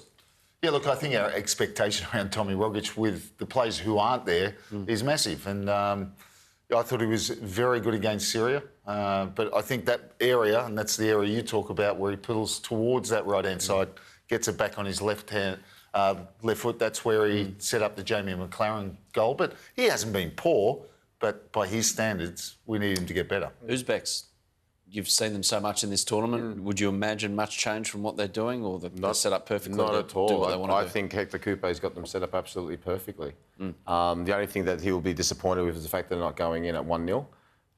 But right at this moment in time, they're looking the goods. We are off to a short break. The second half from Al Ain is not too far away. Live Asian Cup action on Fox Sports, the round of 16. Japan already through to the last 8. Can the Socceroos join them? We're back in a moment to find out.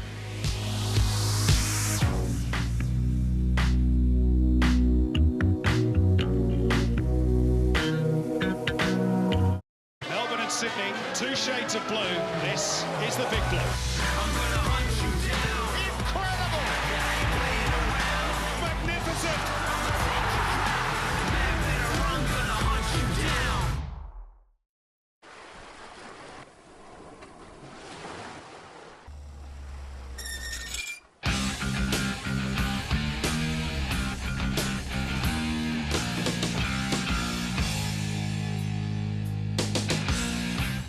The two songs had a makeover.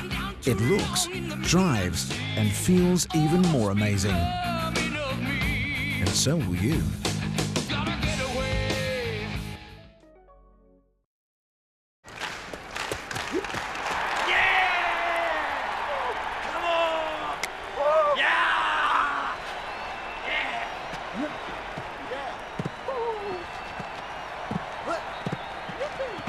Paddy's pretty excited. Jeez, he sure is. Well, he did just make the switch to Alinta Energy. Imagine what it'll be like if he actually gets a wicket. I think I'll have to check them out. Find your energy saving today at alintaenergy.com.au.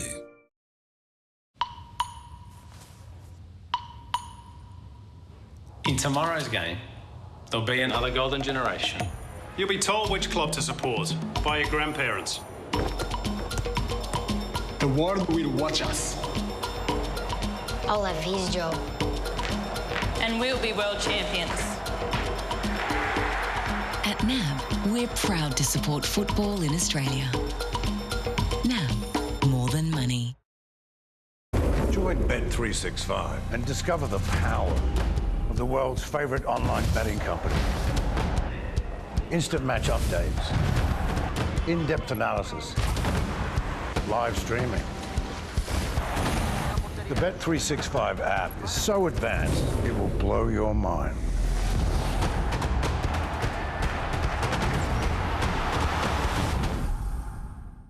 Gamble responsibly.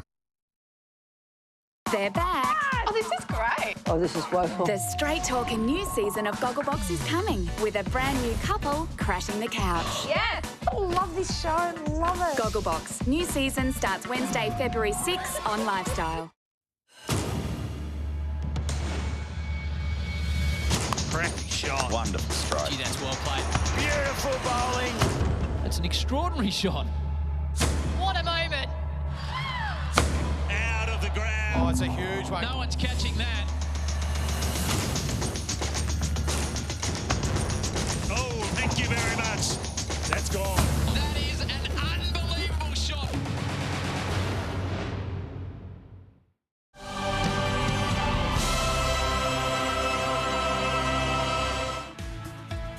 Welcome back. Full moon in the Middle East. Well, it's hiding behind a mountain. Well, then there's no proof. Oh, dear. Yeah. So we're almost set for this second half. Hopefully things turn slightly for the Socceroos and turn in the favour of the Socceroos making the quarterfinals. We're about to find out. Let's get back there right now to your commentators Andy Harper and Brenton Speed.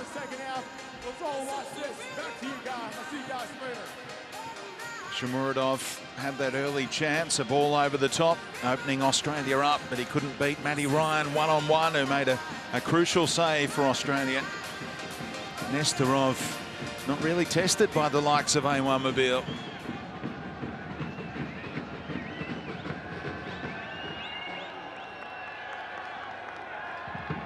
3 players on yellow cards from the first half as well. Rogic, Bajic and Tuktakojaev.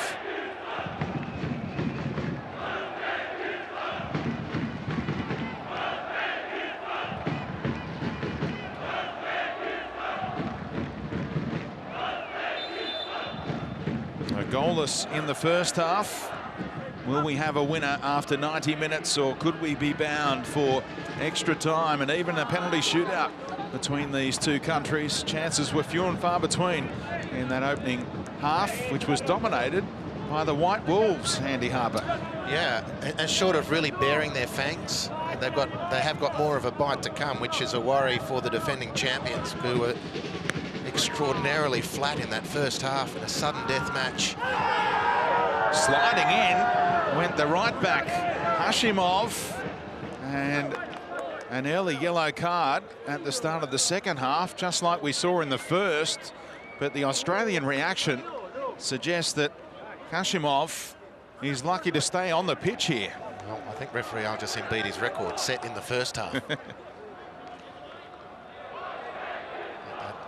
On first inspection, I don't think this is a controversial decision. Reckless challenge, yellow card. And maybe even slightly beyond reckless. A raised foot.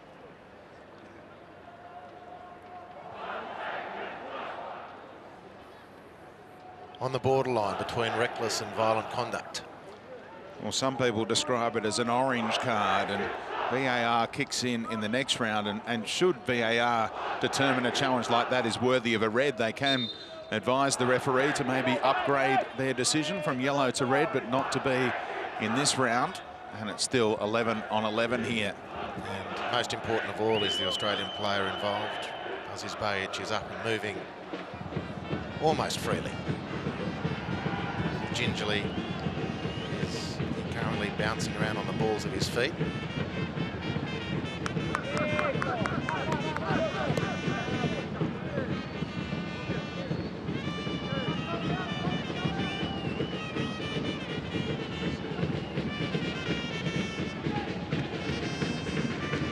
No changes to either team at half-time.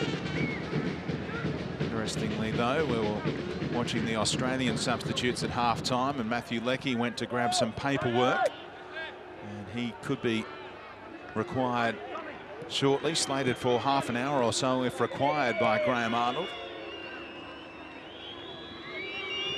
Looking to play his first minutes for club or country since December 23, when he picked up a hamstring concern in the Bundesliga.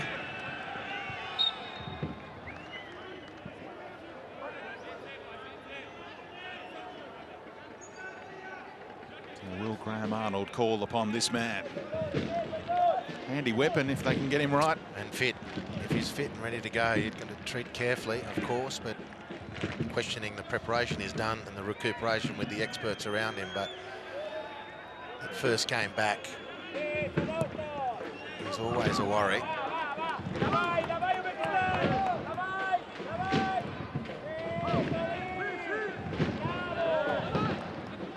Back to Ryan. Australia dominating possession here at the start of the second half. Steady as she goes. And what Australia haven't been able to do, what you'll notice, Brenton, the two centre halves, the centre midfielders, in this case going right, Jackson Irvine in attack drops out to right fullback because Ryan Grant is supposed to be in an attacking position, and Australia just have not been able to find that pass to the fullback. It must be so alarming for Graham Arnold, the amount of times that Rogic is losing possession as well. He's their key playmaker. He's getting plenty of touches and then coughing it up. I just think that it's around, the contagion has spread around the team. It's not just one player. There's multiple players whose touch are off.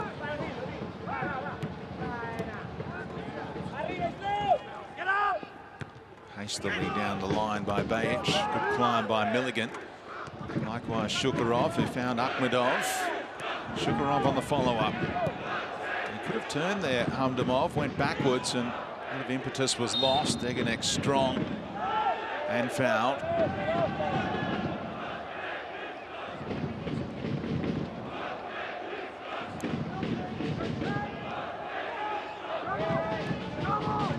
Space opened up here for Bajic, courtesy of movement off the ball by Economides.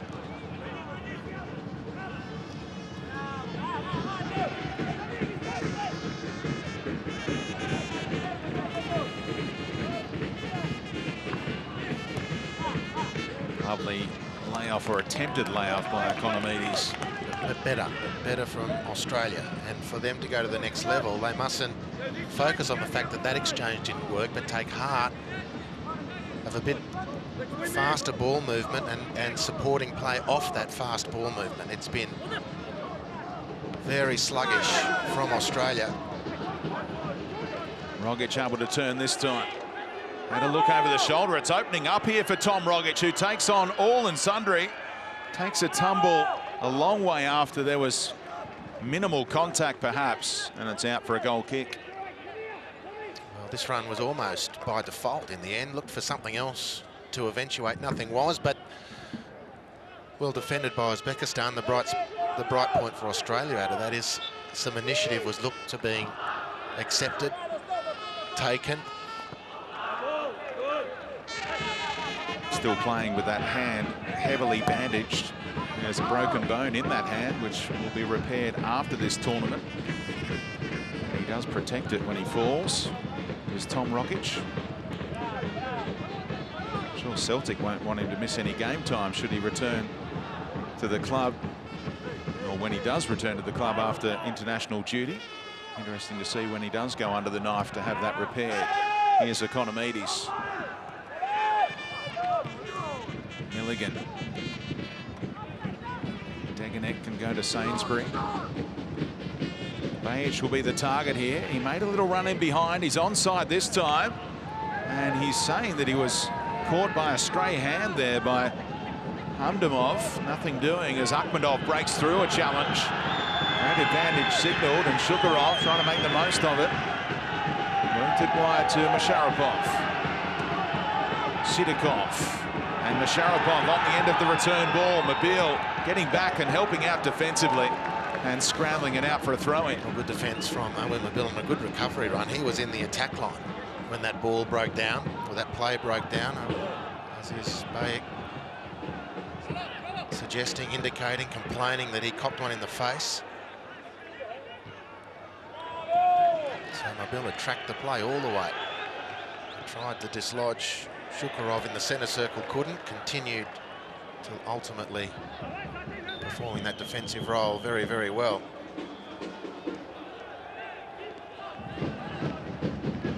Didn't get a free kick for that. Bajic with an overreaction perhaps to that hand to the face. That's the way the referee adjudicated it.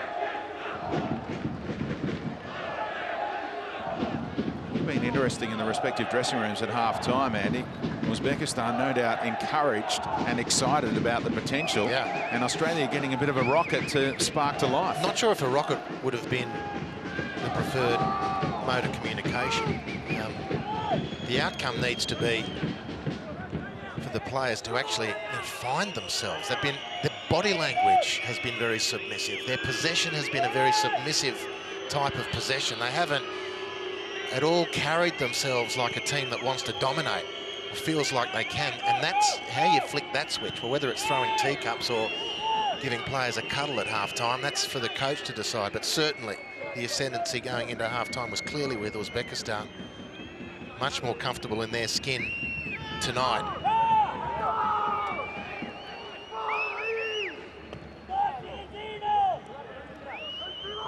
And look at all this space here for Milligan if he wanted to keep on exploring. Ryan Grant made an interesting run in behind there. Milligan elected to go to Rogic instead. Now Grant gets it. The Sydney FC man. Mobile. Just as he was about to whip one in, Masharapov closed him down.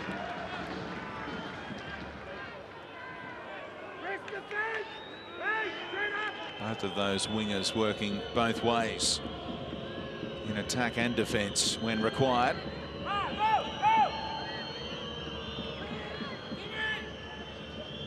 Australia get into the final third. It's that much tougher to find the required space to whip in telling balls.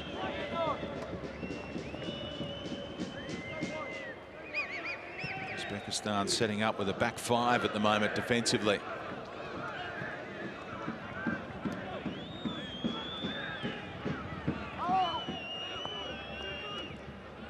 Australia going with the patient approach.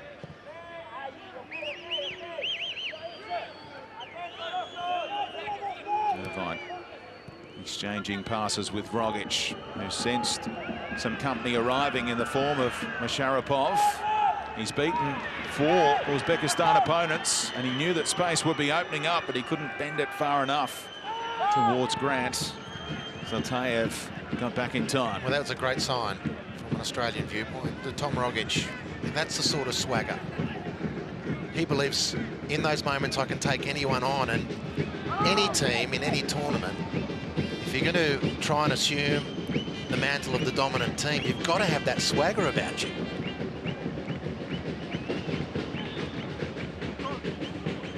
And that doesn't just mean those isolated moments. It means when you receive the ball, are you looking to move it quickly, play forward when the space is on, and back yourself to attack.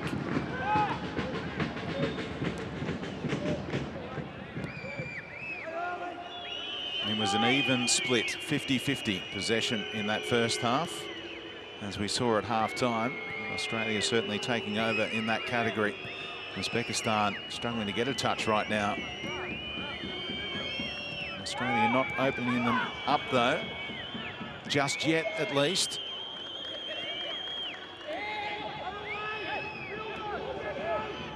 Degenek, the most advanced he's been in general play. Irvine back to the captain. Rogic, Akhmedov came to close him down.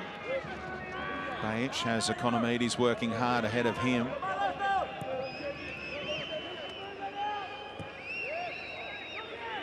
Jamie McLaren also working hard to try and find space. He's got his hand up asking for the ball, and now he's in behind Ismailov, and it almost broke the way of Economides. Ryan Grant's in there as well, and he was having a crack at his first international goal with the header in the end.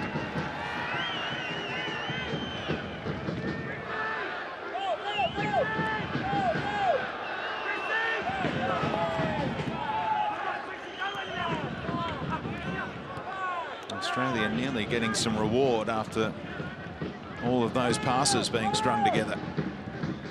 Yeah, an impressive and much needed passing sequence from Australia, but at some point in any of those passing sequence, someone's got to flick the switch and penetrate. Wimmer Bill was the man. Jamie McLaren with a good run in behind the defenders, and all of a sudden a chance, half chance created. Shukurov just missed his intended target, but Sidakov able to run onto it.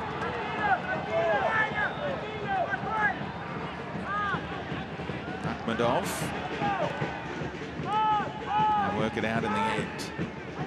Captain asking too much of his right back. Overhit for Hashimov. Ryan Grant had this chance a moment ago. Well, there's the will of McLaren to make the run, and Wimmer Bill to try and find him. A little bit of chaos ensuing.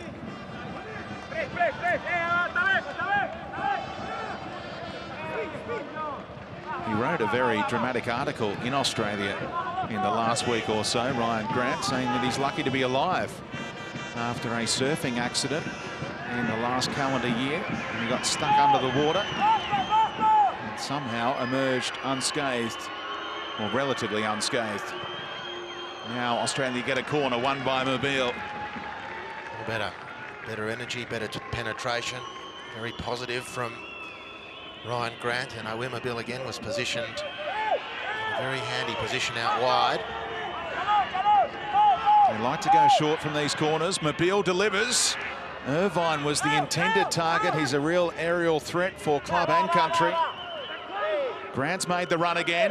Degenek's found him, and Ryan Grant went for goal perhaps, when the header across the face of goal would surely have led to the opener. Well, this is more what Australia want, Ryan Grant making those angled runs. I get the feeling he did try and set it up, but how do I control the power? I've got to give enough to beat keeper Nestorov. But much better from Australia. Those runs from the fullbacks cutting into the penalty area have been a very effective route to goal when Australia have been playing well in this tournament. Didn't see one such play or pass, a couple of attempts, but nothing in a completed sense in the first half. So that's a step forward for the defending champs, and Uzbekistan just pegged back as a result. Are we seeing the extra 2 days rest come to the fore now in the second half as we go past that hour mark? And Milligan hit the deck. Shukurov found Akhmedov, and that's an important challenge that came in from Irvine. Otherwise, Sidakov would have been played in. Economides, look at the run of Bajic. Maybe the release a fraction early from Economides, and took Takujayev able to go long. Look how isolated Shomurodov is. And going to be increasingly so if Australia can maintain his improved presence.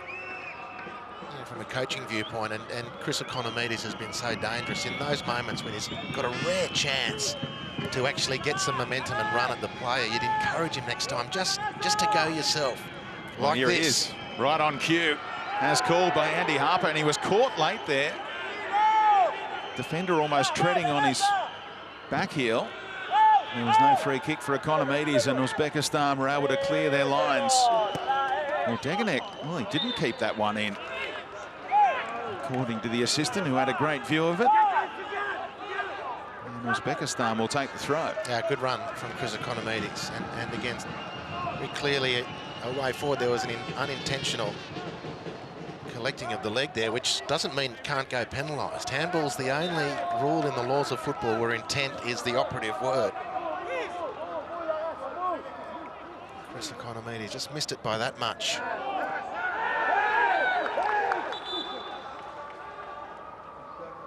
Still no changes from either side.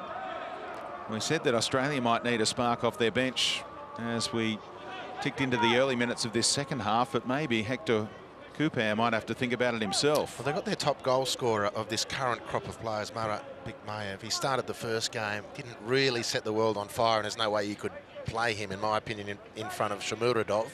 But he is a goal-scoring option off the bench. But they've certainly been pegged back in this second half.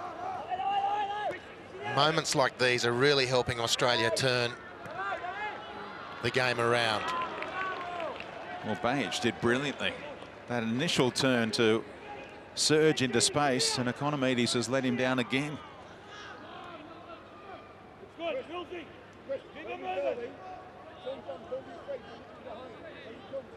Keeps on playing his role. That's why he's been picked 16 straight times to start as either the left fullback or a left wing back for Australia, as is Bajic. Now Sidakov. Bit of space found by the playmaker, Shomurodov. He will track it down after the touch from that man, Degenek. Yeah, great recovery from Degenek. Milligan exposed in midfield. Not controlling the ball, looking to bounce it off first time. Came unstuck for Australia. And Sidakov, beautiful dribbling technique right into the heart of Australia's defensive zone. Trouble was brewing. Now the ball whipped in by Hashimov, and didn't Sainsbury take control of that situation? Springing to head clear.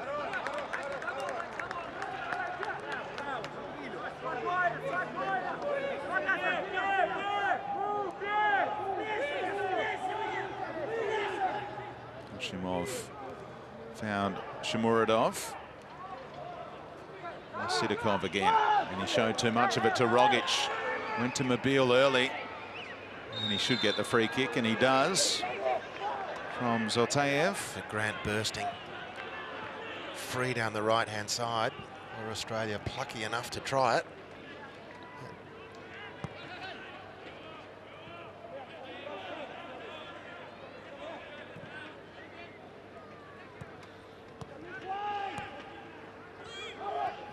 Mobile manages to lift one over the top to Ryan Grant.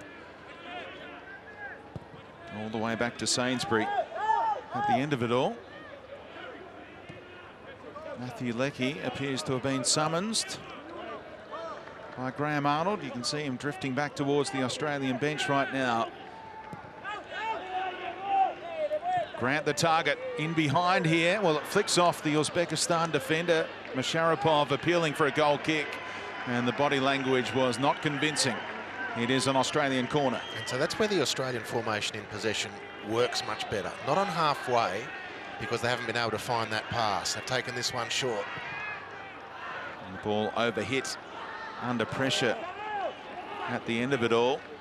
But as we saw against Palestine, when they can set up around the penalty area, those darting runs from the fullbacks diagonally into the penalty area, very difficult to defend against. It's a preferred attacking method for Australia.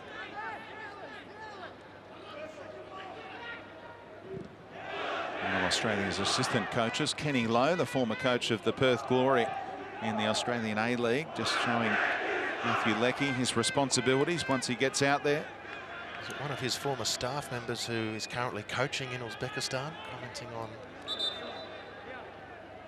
what the White Wolves may or may not do and where their strengths may or may not be? We saw a very impressive first half from Uzbekistan and fleeting moments only in the second. The FIFA rankings flexing their muscles. Kaganek's header only as far as Sidakov. Jamie McLaren still working so hard, but he's hardly had a touch in this second half. Got one shot away, which was blocked.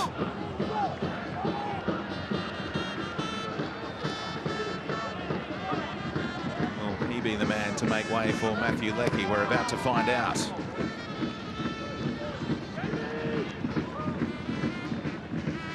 Ismailov. Well, it's all the way through. Sainsbury laconically across, as is his style. He knew he had plenty of time. Now Rogic. First touch was delightful. Outside of the left boot flick. Over the top to Amar Mobile. Step overs from the winger. And that's an important little stretch and clearance from Ismailov initially. If that ball got past him, it may have caused plenty of panic in the middle. Clearance only as far as Grant. Economides wants it early and deep. He rises for the header and can't get over the top of it. Oh, so much better are Australia when players take responsibility in attack. And Awir Mobile, we didn't see any of these runs in the first half. Second half, there's been a couple. This is the back end of that action. Very difficult for Economides to score from there. But a nice effort nonetheless. Interestingly, it's Amar Mobile on a two-game goal-scoring streak, who has been replaced by Matt Leckie, who is a renowned right winger. But before going down with that hamstring injury, anticipated by most to lead the line in the McLaren role, but he's out there on the right wing now.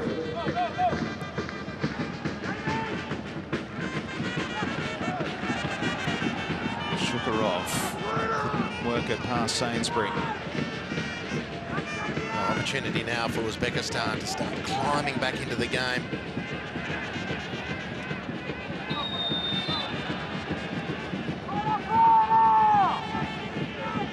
Leckie's first contribution was to win the ball back and find Ryan Grant, who was fouled. Leckie hasn't played since December 23 in the Bundesliga. He was finding his form goal-scoring wise as well with Hertha Berlin. Well, he took his eye off it there to Deganek and went straight to the feet of the Uzbeki coach, who was in charge of Egypt. Hector Couper took them to the World Cup for the first time in a long time, and he's been charged with the responsibility of taking Uzbekistan to the World Cup finals for the first time. That's the target and the ambition of this country.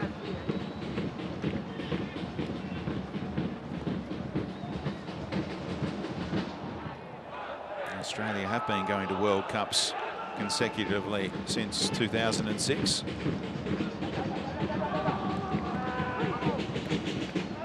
Oh, brilliantly done by Rogic. Led down by the touch of Aziz Bajic. Important phase of the game. Australia maintained their dominance. Leckie nicked it and left it for Rogic, who goes to Economides. Leckie's been picked out here. trying to tee up Tom Rogic. Oh, McLaren was onside. It was a brilliant idea by Rogic, who was looking for McLaren to poke that one home, but the striker couldn't deflect it home. Well, it didn't quite work out for Chris Economides, but Matthew Leckie's first contribution was telling. Brilliant from Rogic again. He's offered a lot for Australia in the second half, and Jamie McLaren there, would you believe, from 6 yards, couldn't get a touch. It's his 12th cap today, Jamie McLaren, the 25-year-old striker. Just one goal for his country. One goal in 500 minutes with Hibernian in the Scottish Premier League this season. There's talk of him returning to the Australian A-League with Melbourne City. Not to be on that occasion.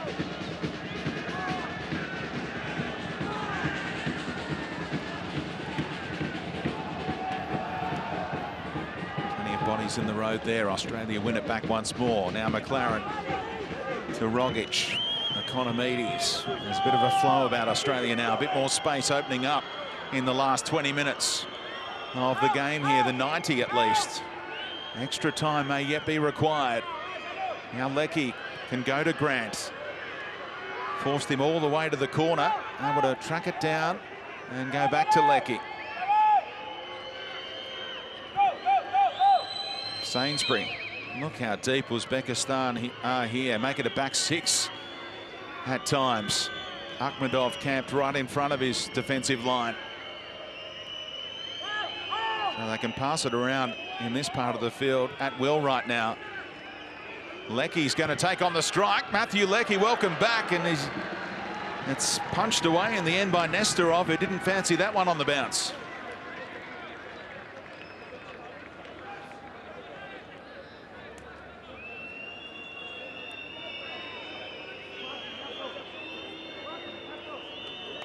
Grant pushing off the screen again, going for Irvine. It eluded him in the middle. Australia again picking up the scraps. Sainsbury felled by Shamuradov. Advantage signalled. There may be further punishment for the striker in a moment. The next stoppage. Here's a chance to find out. And the referee reasonably content with that, as Uzbekistan prepare to go to their bench for the first time. And it's Sidakov,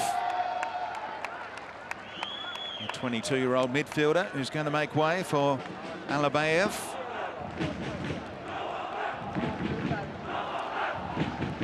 Well, that's one threat seen off for Australia, as indeed was the substitution of Weemabil a little earlier. It's a threat that the White Wolves don't have to confront from this point on. He'll be playing in the K-League this year with FC Seoul. Alabayev, the new man, after impressing with Lokomotiv Tashkent. Looking for his first touch, and he'll get it here. And it worked out nicely as well for Musharrapov for a moment.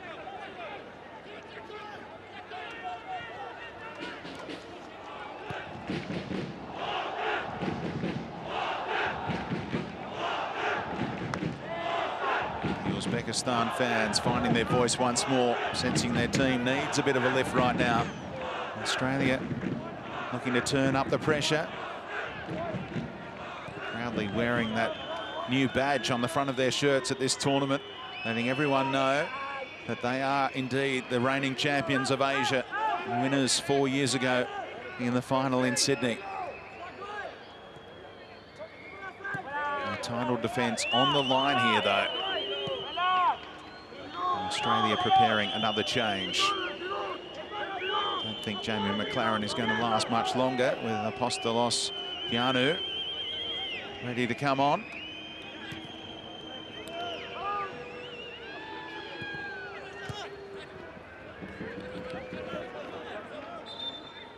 And it is time for that change. What do you make of McLaren's performance as a whole? Yeah, worked hard. A couple of sniffs in the penalty area, which needs to maximise. Easy to say from here, but that's the job. Now, with McLaren leaving the field, it becomes the job of Apoyanu.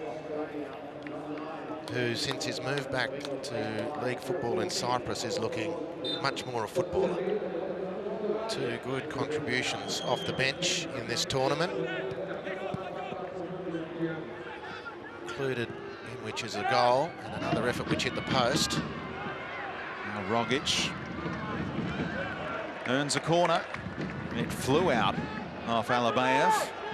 Australia again looking to take it quickly with a 2-on-1 situation. Bajic lifts it deep. Important flick away by Zotayev. Otherwise, Leckie was going to get on the end of things.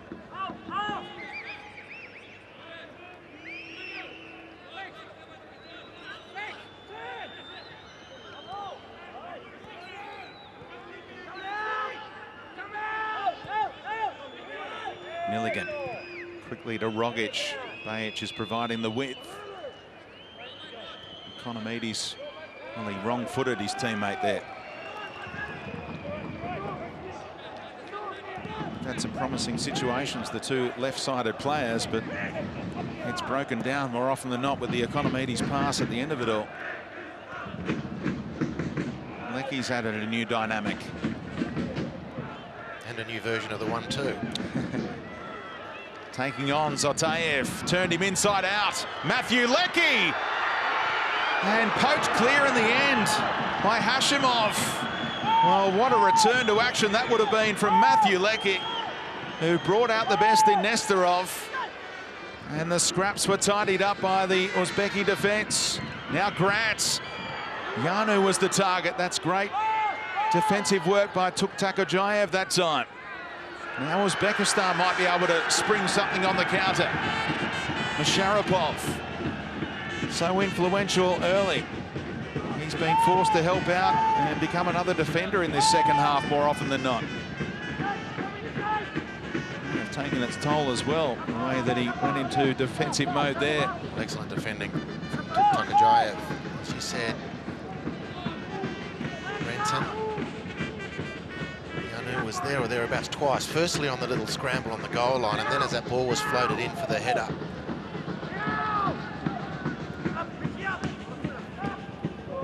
He's got quite a free kick repertoire as well. Tuktakojayev.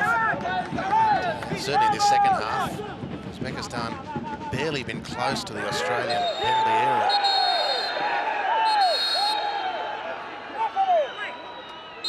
Well, the referee is calling out Hashimov here. He's on a yellow card after that earlier challenge on Aziz Bajic. He's no stranger to yellow cards as well, 10 of them in 24 league games last season, and he's going to be on his final warning here after this.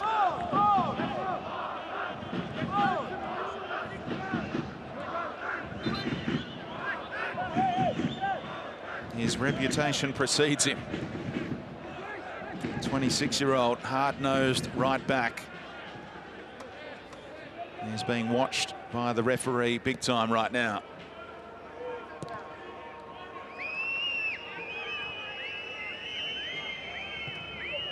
Irvine able to split the lines with that pass for Rogic. Grant thought about whipping it in, but Leckie playing with real confidence here. He's tricked his way past another 3 Uzbeki defenders. Now Rogic to Milligan. Look how deep Uzbekistan are here defensively. Shukurov got away with one there, but Akhmedov, the perceived pressure, forced him to hack that one out of play. Well, it turned into good pressure. That's where Milligan, those disguised passes against Palestine were working a trick. On that occasion, its last possession, we were all expecting him to find the free player wide, and against Palestine, he was surprising us with his passes that were coming off. That one didn't, which then turned into this scramble, and in a moment in transition that presented itself for Uzbekistan. Now Rogic going deep, and it eluded Zotayev. Tough one for Ryan Grant to read, though, at full steam. That's a big contribution off the bench. This is a beautiful, mazy dribble. Good work from Nestorov. Here come Australia again. Tom Rogic deflection. And Nestorov forced the scramble to concede the corner in the end. Well, he scored from similar range against Syria to seal the 3 points. Again, it was the positivity of Leckie. That one clearly going wide. The first shot wasn't. The first shot was definitely on target, but the deflection was taking it wide.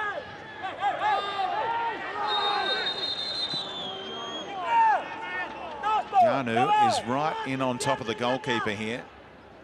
And the additional assistant behind the goal has tipped up the man in the middle to issue a warning here. Well, for his moment in the sun, the referee has just denied a quick corner and some excitement potentially for the fans. It's that man again, Hashimov, who gets the warning. Delivered by Economides. Oh, it was almost a free header for Irvine in the middle. Maybe just a little flick. And he couldn't track it down in flight. He's been off colour today, Jackson Irvine. He's been working really hard, but clearly off his polished best. At which level you'd fancy he scores from that situation.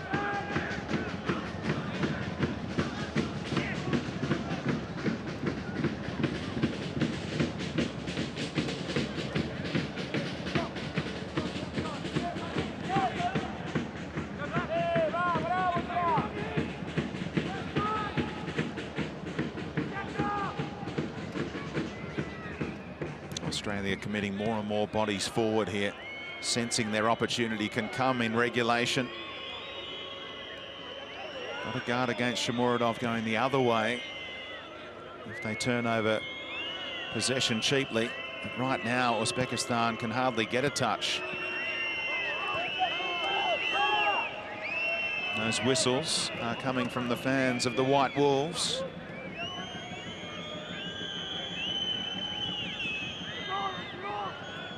This is what Australia have worked so hard on heading into this tournament, knowing that opponents would often sit deep and make themselves hard to break down.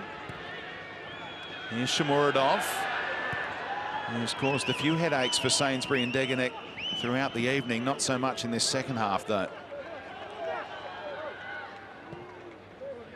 No, they've been completely blunted of Uzbekistan in this second half, and the feeling from the Australian camp was, I believe, will be that they can run them into the ground if the game goes the extra distance. It doesn't take out the danger of the individual quality of the Uzbek players on show. And by evidence of Graham Arnold's substitutions for Australia, 2 attacking ones, his intent on winning this in the 90 is indicated by those changes.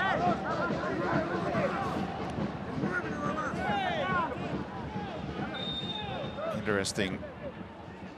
Hashimov had the chance to take that throw-in, but his assistant coach was saying, why don't you take a swig on the water bottle as well, just to take a few more seconds off the clock and earn your teammates a little bit of a reprieve. Chance to suck in the big ones after all the pressure they've been absorbing. Here he is again, bit of chance to whip one in. All the way through to Masharapov, who has Zutayev in support. Leckie, no stranger to helping out Australia defensively, and he slides out a decent ball too to Yanu. Rogic was clever. Now Economides ahead of Bajic, who's on the move again. Yanu wants it deep. Economides holds fire. We're back into that similar pattern again. Back 5 or 6 for Uzbekistan, and Australia going from side to side. Away by Ismailov. Oh, nearly a head-on collision. Both players sensed one another coming. At the end of it all, now Shukarov. Great tackle from Jackson Irvine. Rogic outside of the boot. Bajic, a willing runner. Had to work hard to keep that one in. Able to go back to the Celtic man. Rogic delivers. Oh, Yanu was just going the other way. I think Rogic is thinking you should be on the end of that one. Yeah, I think the cross from Rogic just slightly overhit. If he's pulled it back a yard. This is the shot from distance from Matt Leckie. Stooped. Nesterov fists it away. And this is the end of the mazy run from Matthew Leckie.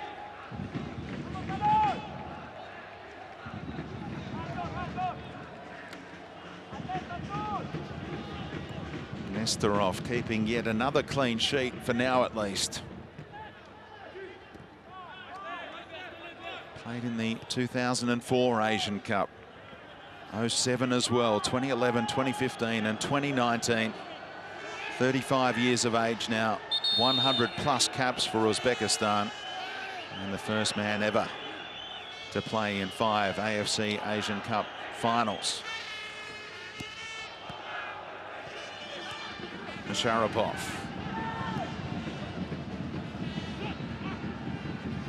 He's going to get on the end of this, is he? He's around Matthew Leckie, time to get his head up as well. He looks for Shamuradov. Oh, coming in was Akhmedov.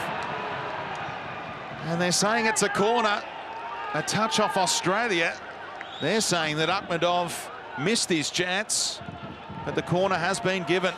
Well, Matt Leckie goes to take the player out, misses he, and crucially the ball. Sharapov dropping to the back stick.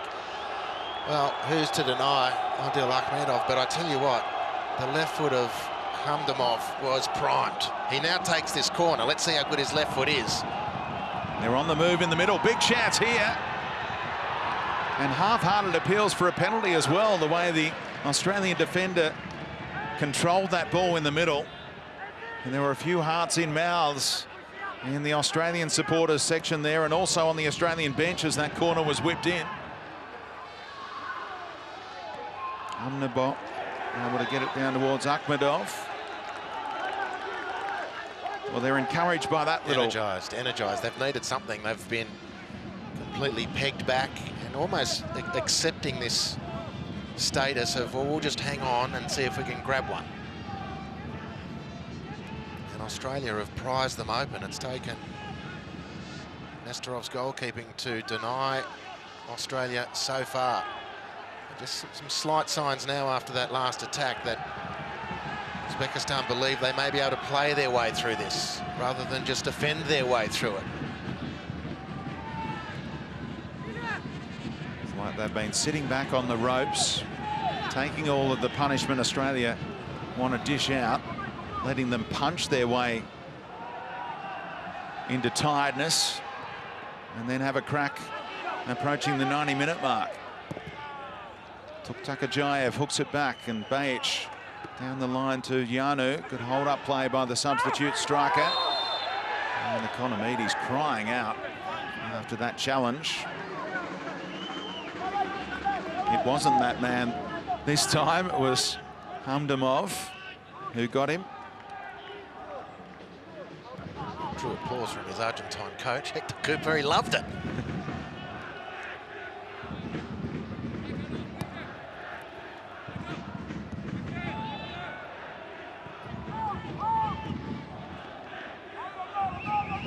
Sainsbury goes back to Irvine.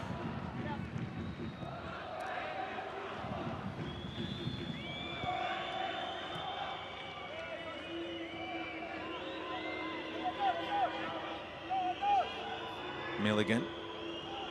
Vertical pass to Economides. Now Leckie, who was asking for it. They tried to rob him of possession with a little 2-on-1. Did Uzbekistan, not to be. Australia safe in possession for now. Milligan.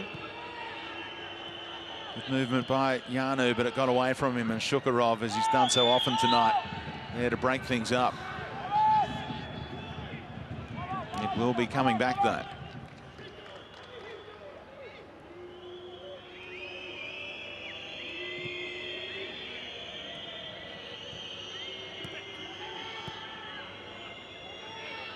Well, the full-time whistle is not too far away. Plenty of whistles in the stands. 1 minute of the 90 to go, then whatever stoppage time for one of these countries to seal their place in the quarterfinals in dramatic fashion, or are we headed to extra time?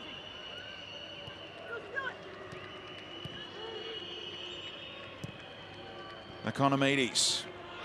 Matthew Leckie.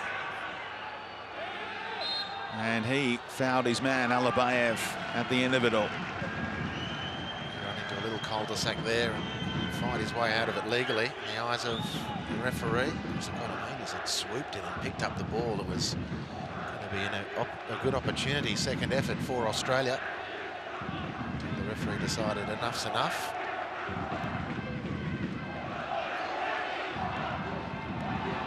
Well, he's stolen in here as Hashimov.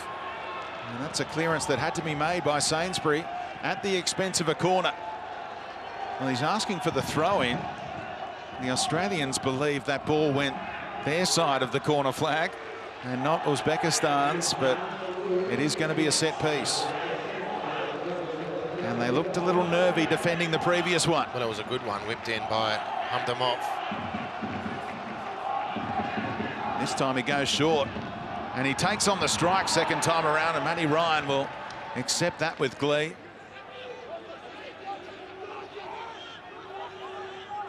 Bowled out to Irvine. 3 minutes of stoppage time being added on at the end of regulation. Chances few and far between tonight.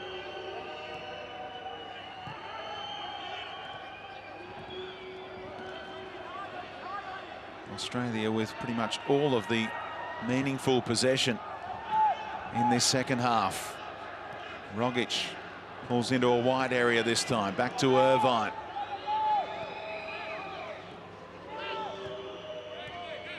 Can Australia find a killer pass? All the way back to Degenek. Well, what they'll be looking for is a quick interchange and combination in the wide attacking zone to release a player in those rotations and then drop the ball over the back to an ongoing fullback. Mulbage delivers. Yanu is up. And Ismailov did just enough to affect the header from the substitute. He's looked threatening, Yanu. Sneaky look out of the corner of his eyes. Nesterov's seen me. Can I duck in here? All 6 feet of me unnoticed. Well, the ball stayed in there. It might work out in Australia's favour here. They were complaining about no throw-in being awarded, but now they're on the edge of the penalty area again. Economides. Rogic. Grant is outside. Stands it up. One to attack for Economides. And he's committed the foul. Now coming together between the Australian winger and that man Hashimov again. Just a little bit late as he rose. Chris Economides.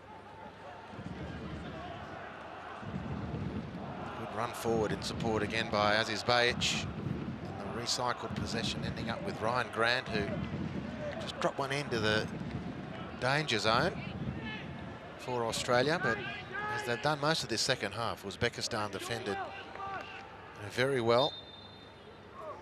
Very professionally done by that man, Hashimov, because there wasn't a whole lot of contact there. You saw the complaints from Economides when he heard the whistle. And the right back just seeing out the final seconds of stoppage time. There goes the full-time whistle.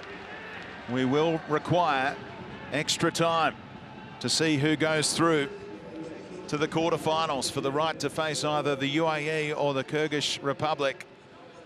Because at full time in Al Ain, it's Australia 0, Uzbekistan 0.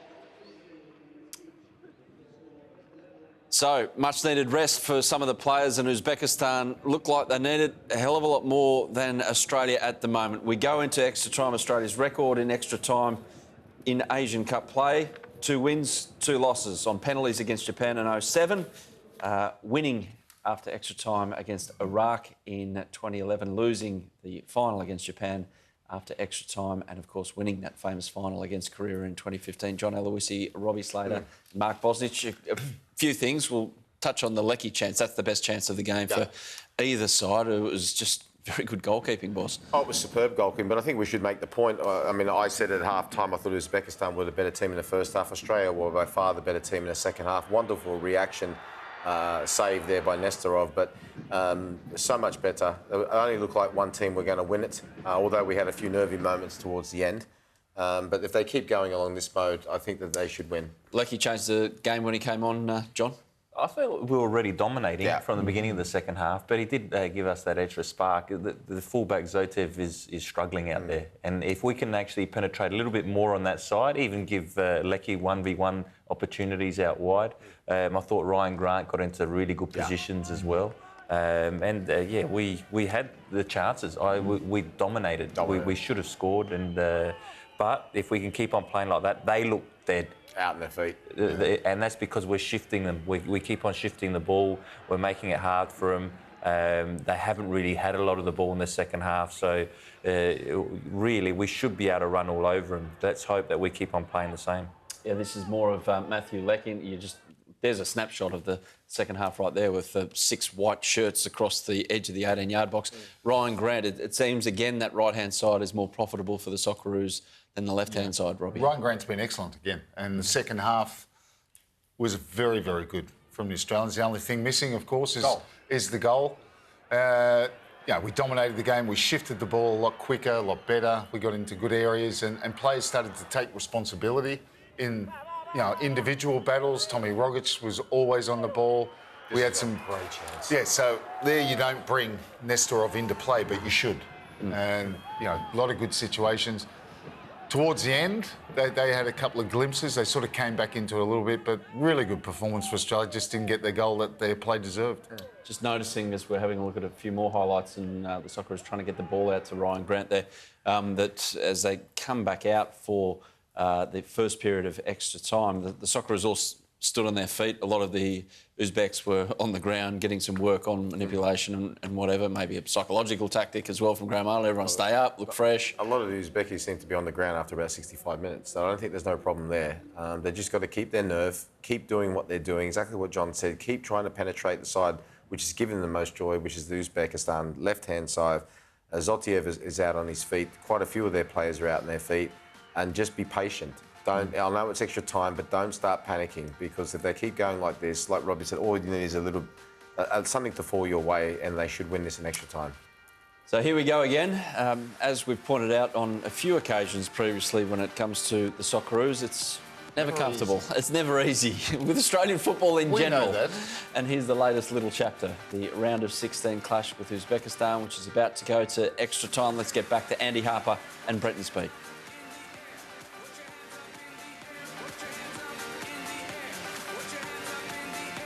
And they couldn't be split.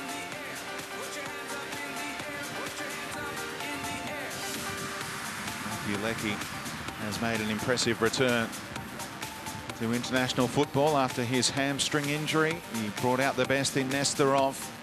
Australia nearly capitalised on the scraps.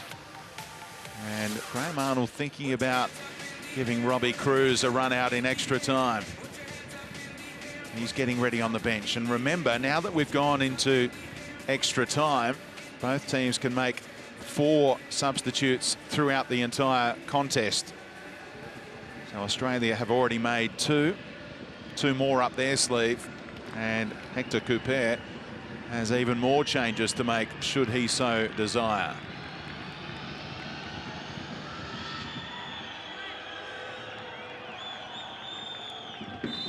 So much tension in Al Ain as extra time begins.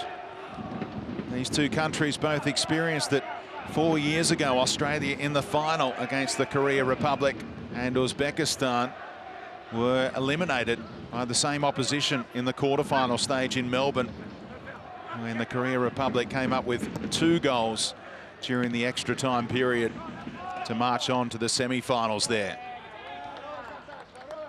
Right now it's a spot in the quarterfinals up for grabs.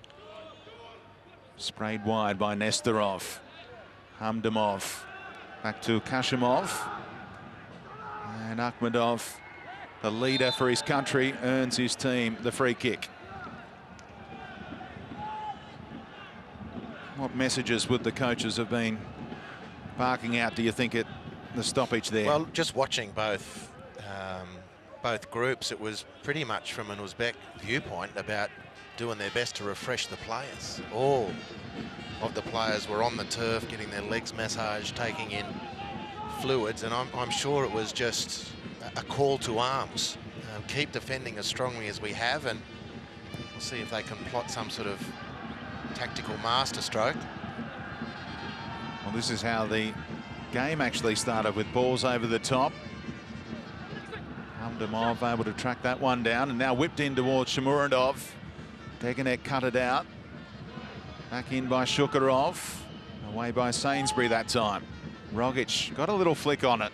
All the way through to Yanu, who bends one around, intended for Economides. Hashimov has to be careful. He's been given a final warning by the referee, so he backed off there. Economides, he was going into the back of the net, but Nestorov so sure of his angles. Yeah, good attack, beautifully set up. Beautifully set up by Yanu. The touch on halfway, then the pass. Classy play. And the message from Australia to finish the point, I would imagine, is if we're going to extract a physical advantage, an advantage from what we believe is a physical disparity, then we've got to up the ante. We've got to move the ball quicker. Start turning up the heat.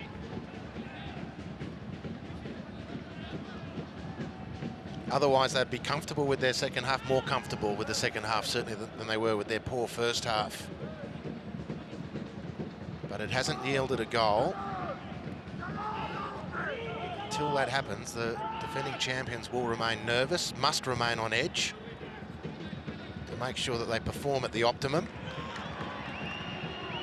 Now Rogic, Tom Rogic, punched away only as far as Matthew Leckie, and then it's a tame follow-up effort.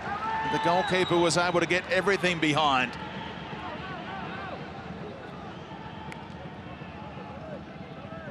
Robbie Cruz will be on at the next stoppage for Australia.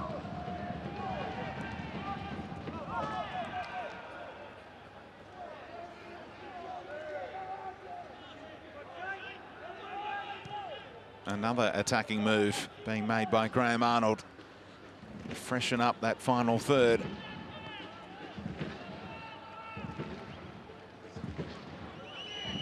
Rogic getting away more shots than most.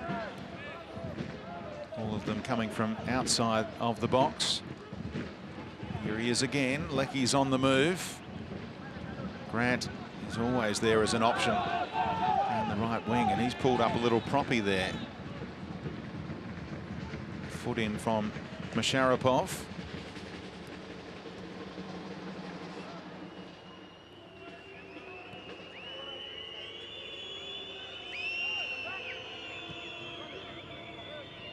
Irvine. Rogic had Grant in behind him. They're trying to work this little 2-on-1, get an overload going down the right-hand side. Couper's worried about it. He's asking for an extra number, and this might break their way. Shamuradov, the big stretch from Irvine, who took the ball, and then a little bit of man. I agree with the referee. Sign of Jackson Irvine's edginess. He's turned and remonstrated with the Uzbek bench. Normally he wouldn't care what the bench says about whether his challenge was legal or not. I thought he won it. I agree with the ref, won it completely clean. Great stretch. They've turned it over this time though, and Shamuradov has it. Look at the run being made. He's honoured that run as well of Zatayev. Too many numbers for Australia, and Zatayev has stayed down here. The referee says get back to your feet. Well, why is he blowing up and stopping the game, I wonder, when he just told the same player to get back to his feet? It's not a head injury, but he stopped play. Yeah, I must say I don't agree with this from referees unless they're worried about a player's,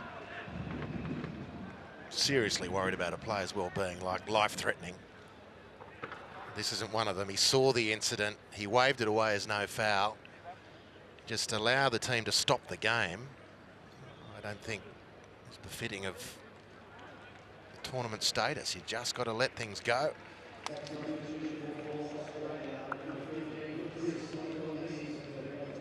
Economides tested Nestorov with that shot. That's one of his final contributions. He has been replaced by Robbie Cruz. And you think back to 8 years ago when they met in that semi-final. Robbie Cruz scored his first international goal 58 minutes into his Australian international career. He was a lucky man because Tureyev was clean bowled by a tame shot. A bit like this follow-up effort from Matthew Leckie it was.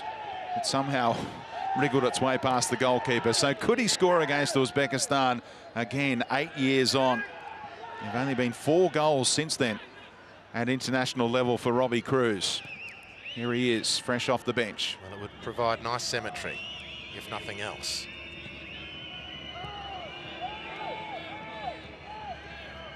Has been a bit of a changing of the guard in this tournament, with Economides winning that starting role off Robbie Cruz in the last few games. But Cruz could show there's plenty of life left in the 30-year-old if he can prove the match winner here in extra time. Well, not unsurprisingly at all. No rush for Uzbekistan to get the ball back into play. I'd be disappointed for the sake of the occasion if the referee allows this to become manifest. Well, they turned it over anyway. And Yanu, again with wonderful hold-up play. He's looking for teammates in the middle, all the way through to Bajic after a clever dummy by Robbie Cruz. And another right-footed effort from Bajic. He'd love it on his left. Same angle in the first half, that shot. Not as convincing this one. Came to him a bit quickly. Couldn't really measure it, and it was on his weaker side. Header well won by Sainsbury. Now Musharrapov has it. Zotayev, he's been a willing runner down this left-hand side for the White Wolves. Irvine had his heart in his mouth there as it went back towards Deganek. There's no pressure applied on him. Now the sliding challenge from Zotayev. Leckie went down in instalments, and it'll just be a talking to for the left back. He slid in. Dangerous angle, really. Difficult to win the ball cleanly from that with that sort of approach.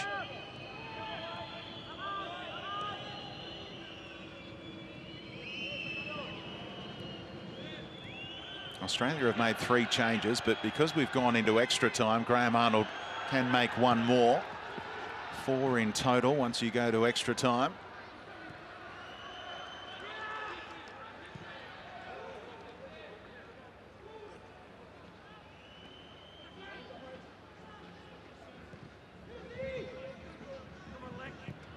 Milligan looking long. Bajic takes it down on the chest after timing his run well. And look at the reaction of Yanu in the middle, because he was in space. Well, he got the ball onto his preferred foot on that occasion, but couldn't execute.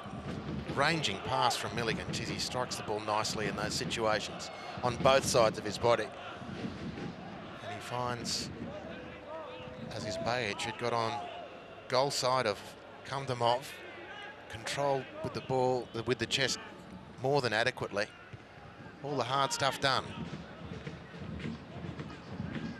Couldn't find the cross he needed or the pass, the delivery into Yanu.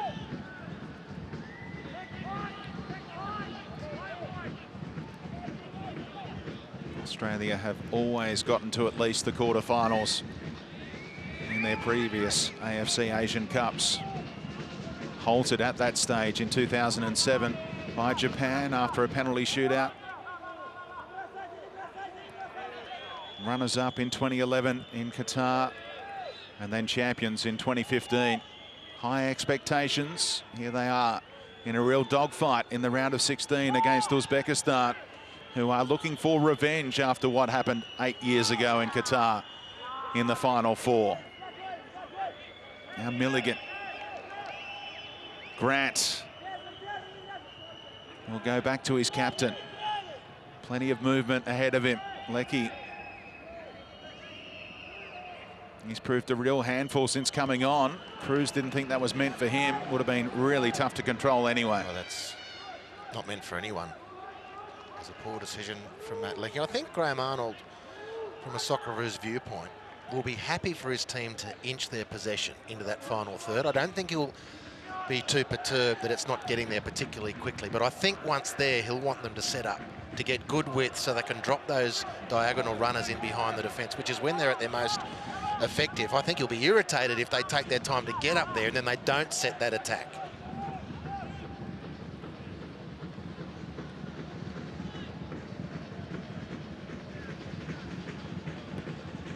having said that, there's only 15 minutes plus what's left in this period of extra time to do the edging forward. At some point, they've got to flick the switch. You couldn't say there's been particular attempt to work Uzbekistan hard in this extra time period. Now Bajic working it back to Sainsbury, all of the white shirts in front of him, trying to lift it over the top towards Cruz. Now Milligan just had it poked away. Irvine keeps it alive though and goes quickly to Leckie. Pulls one back towards the penalty spot. Plenty of numbers there. Important stretch by Tuktakujayev. And Alabayev, their most fresh player out there in white, was able to help them work it forward here. He stands out, doesn't he? The rest of his teammates are almost out on their feet. But Australia converged on him and won it back quickly. You'll notice how hard Trent Sainsbury's working at arriving with the ball on Shomurodov, not letting him get the ball and turn and run. Leckie hangs one up. Yanu contests. Rogic, what a touch. It was spellbinding stuff for a moment, but Zutayev eventually won it cleanly and had to inside the box. Now he might have given up a corner. In fact, it's poked out for a throw-in. Good double effort from Tom Rogic. They're the little moments where you can really squeeze your opponents and get the last drops of energy out of them. It's almost like another set piece. They actually take the corners short, but they take the long throw-ins.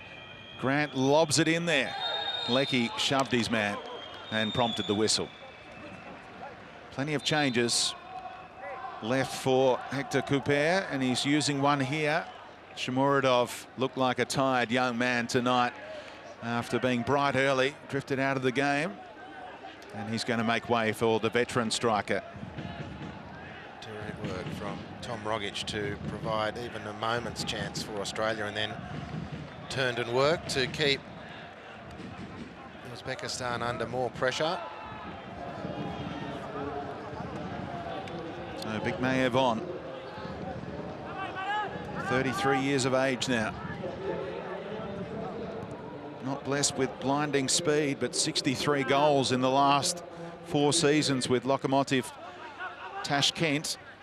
He knows how to finish off the lead-up work if his teammates can create something. Sainsbury beat him for pace there, and Grant was fouled. The referee just made an early assessment that there was no advantage for Australia, and they'll have to go all the way back. Makes him take it back a yard, and then gives the opportunity for the substitution. I think that's poor officiating, to be honest. So Rashidov on as well. Too quick fire, or rather Saifayev. He used to wear the number 4 at the last tournament. That was the confusion. Rashidov. He's not wearing the 4 this time around. It's fresh legs in that left back role instead. Rashidov waits in the wings in the number 7 shirt as Cruz is found. Rogic takes it upon himself. Tom Rogic trying to bend it into the side netting, and it must have been very close indeed, judging by the reactions. Oh, beautiful dribble, and Robbie Cruz well advised to just step out the way once he's provided that little half assist. Curled, but not quite enough.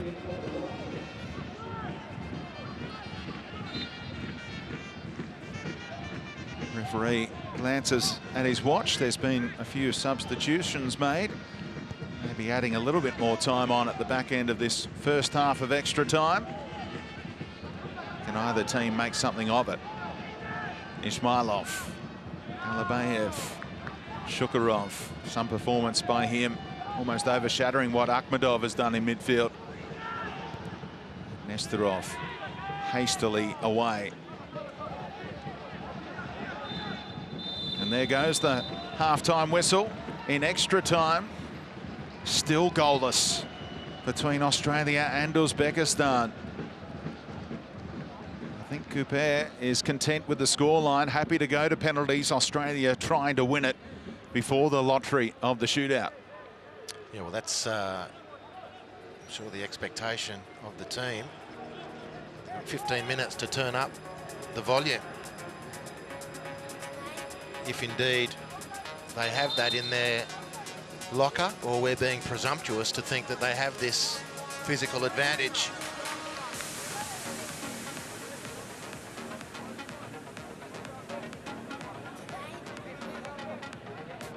This is supposed to be an immediate turnaround and go within 60 seconds. I think we got told it's a minute.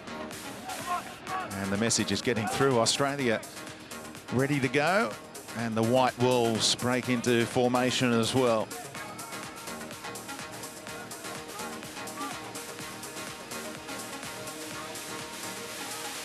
Saw one shootout yesterday. Vietnam upstaging Jordan. Are we headed that way again here in Al Ain? Well, that game virtually stopped in extra time, didn't it? Just a couple of efforts towards goal, but both were happy to back themselves in through penalties. Australia has shown more willingness than either Jordan or Vietnam did to win it in the extra time period. You still feel that they might have a little bit more to go through. They've got a few more gears they haven't quite used yet. Uzbekistan still pose that threat on the counter-attack. They're not really offering a lot otherwise.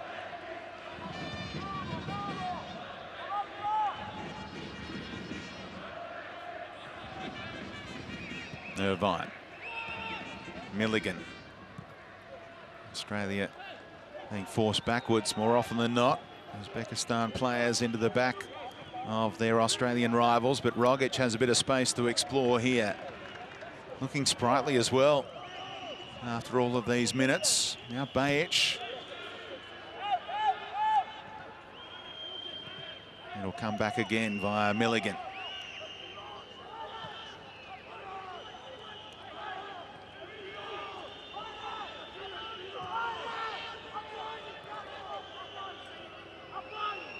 Can either team fashion an opening here in extra time?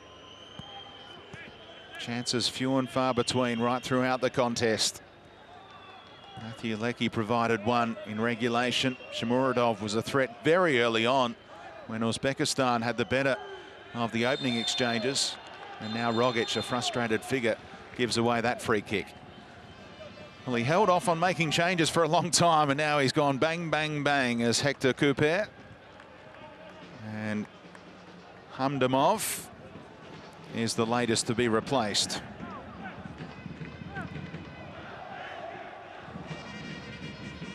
Turgunboev, the new man. He assumes the role on the wing.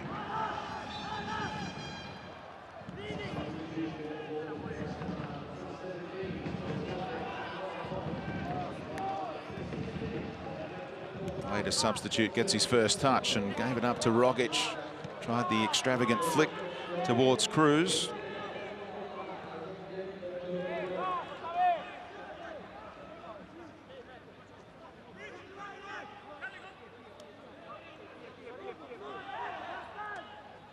Lobbed in towards Bikmaev.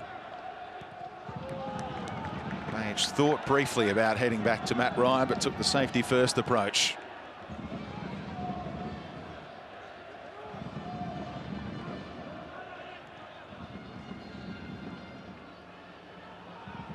Akhmedov. Hashimov. Well, the angle was created for the cross, and Ryan Grant had his hands full at the back post. Masharapov was climbing. A good moment for Uzbekistan. Just needed a taller candidate at the end of that to really punish Australia, who really not showing any urgent signs to force this issue. It's very, very cautious.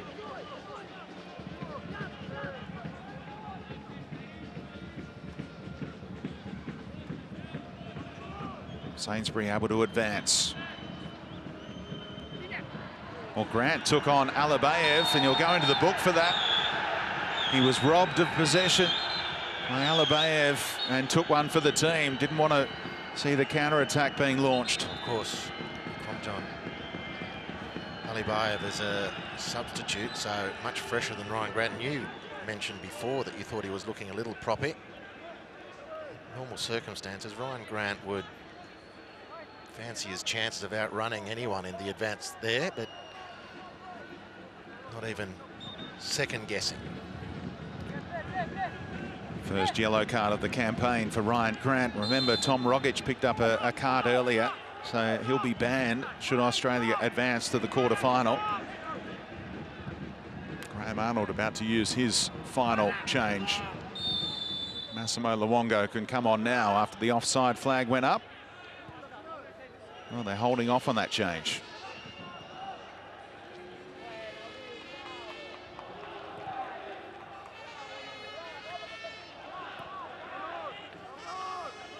Spare a thought for Australian fans on the eastern seaboard of Australia into the wee hours of the morning.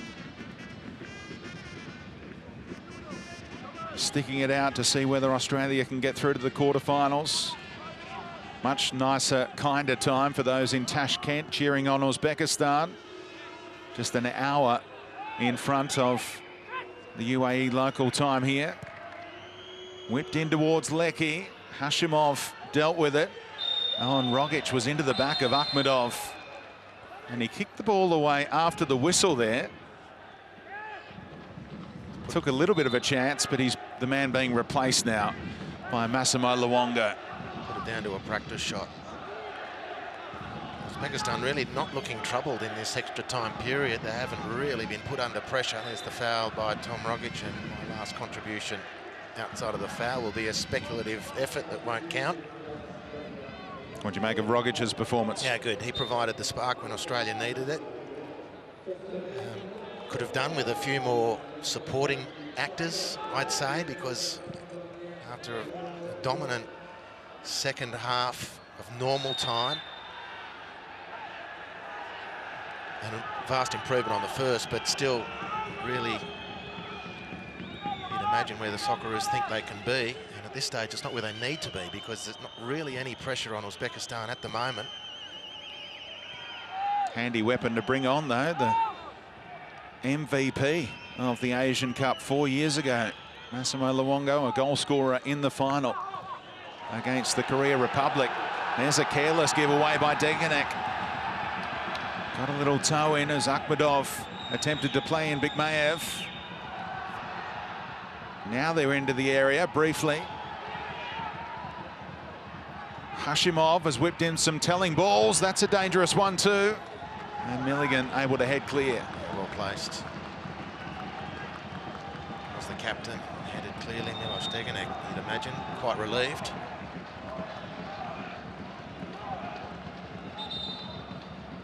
Hashimov has crumbled to the turf again. This time he's feeling cramp. And the bench almost encouraged him to feel that cramp. Referee, is he asking for the player to be removed from the field? That might cure it. Matthew Lecky's very kindly offering an assisting hand. No, he's right. Miracle recovery. He wants to take the throw in, and the referee says, no, hang on a minute. He can spend some time off the playing arena.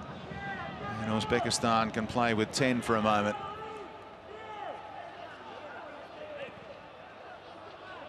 They want him to go back onto the field of play. The Uzbekistan bench crying out for that. But they get a free kick here. A really late decision, encouraged by the assistant referee. So Uzbekistan have the set piece, and they've got the full complement. Well, there's not much in that, but we're in that stage of the game.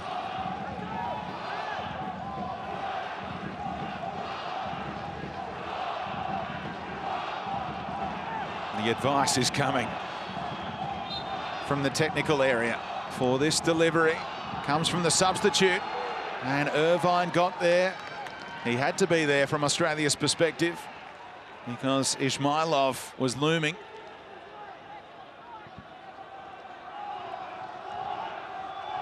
Actually been in goal-scoring form back in Uzbekistan. 4 goals in 15 games after returning to that league. Now near post delivery that Baez deals with, and Hector Couper is turned away in such frustration. the Argentine in charge of Uzbekistan. That's a better ball. Good header away by Sainsbury, and now Australia able to clear their lines. One to chase for Yanu. And the numbers one out.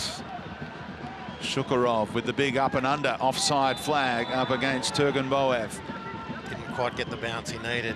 And Yanu did well to back out of that. A lot of players might have clamoured in and caused a foul, but he kept the game alive, which I think Australia need to do. Don't want stoppages. They want to keep some flow in the game. Start to build some attack.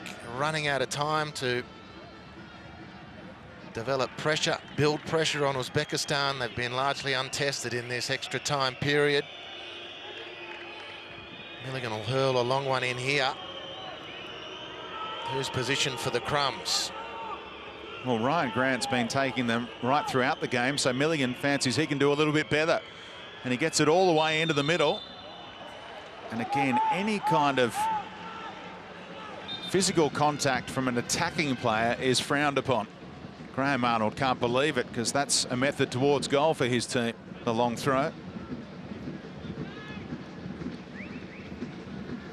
Jackson Irvine's the man who's been pinged. I mean, there's zero in that. It's ridiculous, to be frank.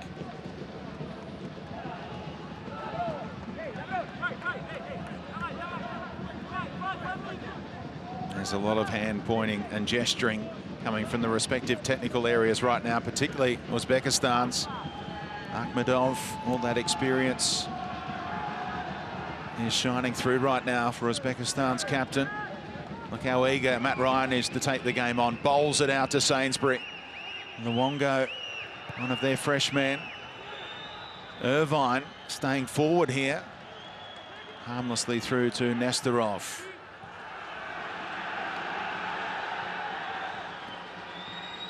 The White Wolves encouraged to take the game on themselves. It pauses with Masharapov. Tuktakojayev steadied well after copying that early yellow card in the opening 2 minutes of the contest. Turganboev able to find Akhmedov, and across comes Deganek. Good read, necessary read by Deganek. Akhmedov maybe even 6 months ago might have been able to stretch to get that one, and certainly in normal time rather than approaching 120 minutes.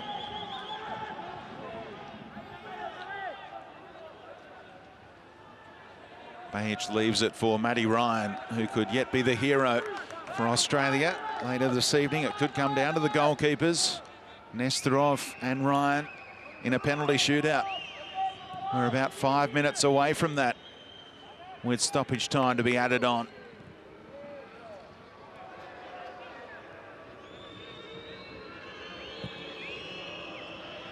Lecky the target. Up he goes. The header well won by Turganboev. Akhmedov gives it away. Got a second crack at it. Ismailov able to find Masharapov. Sainsbury can only hack it out of play.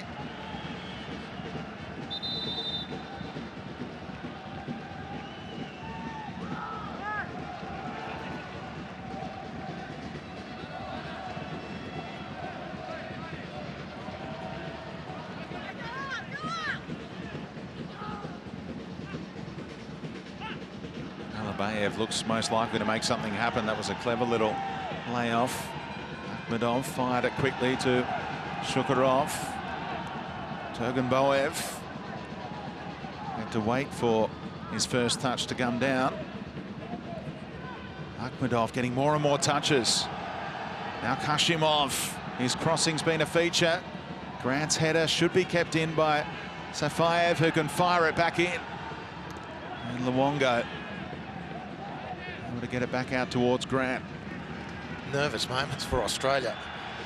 Really, having had most of the ball and most of the territory, without really converting that into gilt-edged chances or sustained pressure on Nestorov's goal. It's now they who are stretched across their own penalty area.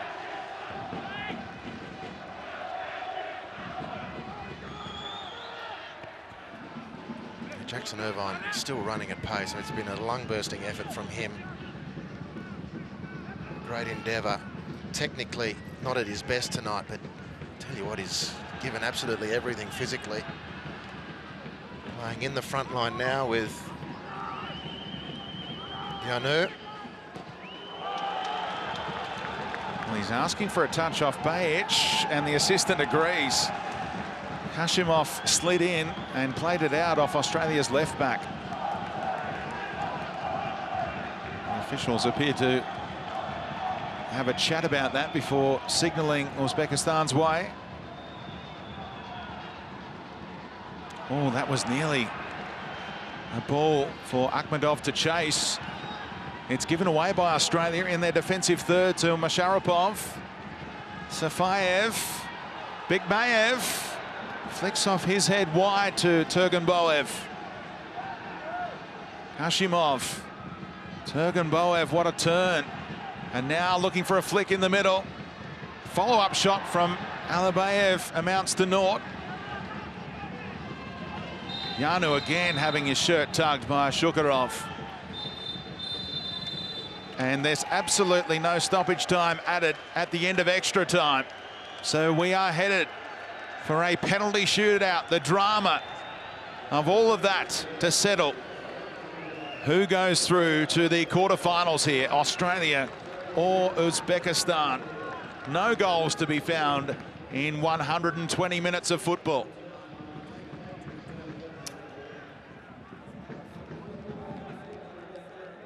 So then, it's down to this man for Australia, Matt Ryan, and 5 others, if not more, from the spot. And I wonder if Matt Ryan might take one. He took one in the A-League once upon a time when he was here with the Central Coast Mariners, but 0-0 in Al Ain. Mark Bosnich, Robbie Slater and John Aloisi to run through things.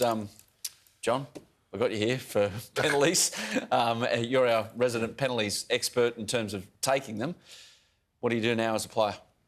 The ones that know they're going to take a penalty, I think that they just start to refocus on what they have to do and then make sure that they're confident. That's the main thing when you're taking a penalty, because you can practice penalties at training, but you can't actually replicate what's going to happen in a game. Now, the ones that have come in off the bench, the fresher ones, they should actually be feeling more confident. The ones that have been out there for 120 minutes, it depends on how good they are at taking penalties, but you know, as long as they're confident when they step up, then they should be fine. That famous story of 2005, November 2005 against Uruguay, you knew exactly what you wanted to do. You wanted number 5, and Graham Arnold went around. He was the assistant under Gusinik. He went around and asked everyone what they want to do. You said, yeah, I'll take one. And you demanded number 5 and just walked off and got into your own space. Yeah, he actually said, all right, then you go number 1. I said, no, put me number 5. I just had a good feel about that night, and it was one of those things that as soon as that happened, I walked away and I was just started to get into the zone. And, you know, was just trying to picture what I did the day before at training, because we practiced at ANZ Stadium. It was down that end. And so I knew exactly what I had to do, the run-up, and just start to visualise. And at that time, I didn't even know who else was taking penalties, because I was just in my own little zone. Bozza, yes. Other side of things, with goalkeepers, how do they prepare for a moment like this? I don't know how everyone else prepares. I can only repeat how I prepared. It's start to stretch, start to loosen up the muscles. Like Johnny said, go through the mental visualisation of what you need to do, and to get somebody to hit a few balls to as well low down, so you can start to get those reactions going again. But I found it very, very important to stretch and to get yourself mentally ready. I remember once, I think it was against Tranmere in a League Cup semi-final, I started doing it really even 5 minutes before the end of extra time. So that's very, very important. And just to go through in your mind, you know, the things that you do as a goalkeeper, the run-ups, the patterns to pick, and also anything you know about the penalty takers beforehand. How do you think that, what messaging do you think was just conveyed to the players right there, Robbie, from that man? Well, I think for those who are going to take it is composure. And as Johnny said, he's the expert. Boz's goalkeeper saved them.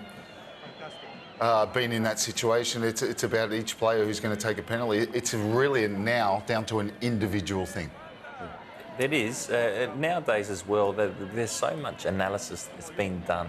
You can actually go back and see the last 20, 30 penalties that the keeper's actually faced. And what side that he really goes. If it's a left footer, does he go across his body? If it's a right footer, does he go the other way? European goalkeepers usually will pick a side, especially from the Eastern Bloc, Bozza, and they'll go with it.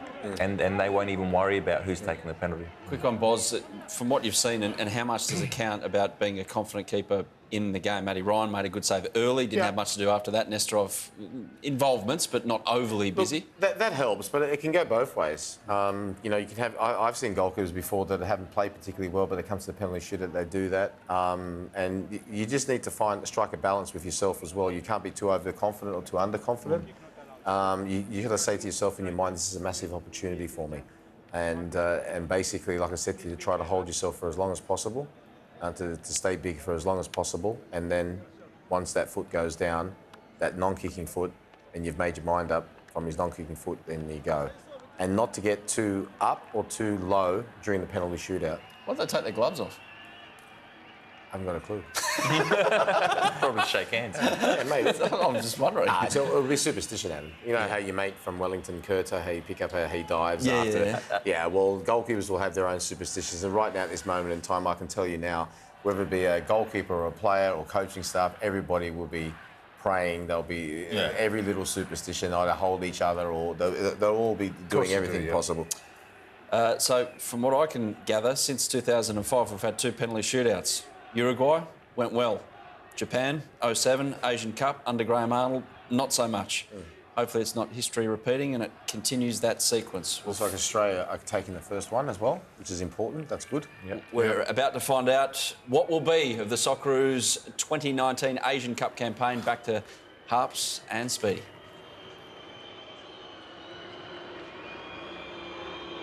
Milligan v Nesterov first up in the shootout.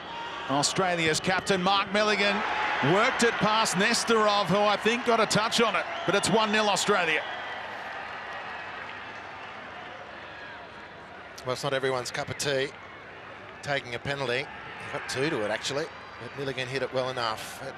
It's the lot of this captaincy style of Mark Milligan. From the front, I'll go first. I'll try and take the pressure off my teammates. Well, he was one of Uzbekistan's best throughout the game, Shukurov.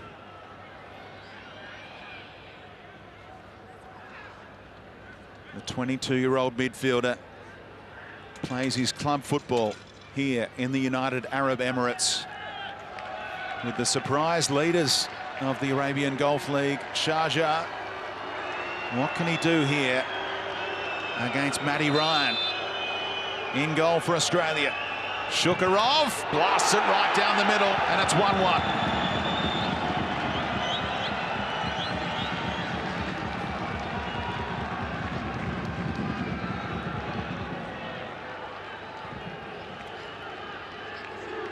The relief. Didn't even look anywhere, straight at the ball. No eye trickery. A little kiss for good luck from Aziz Bayic.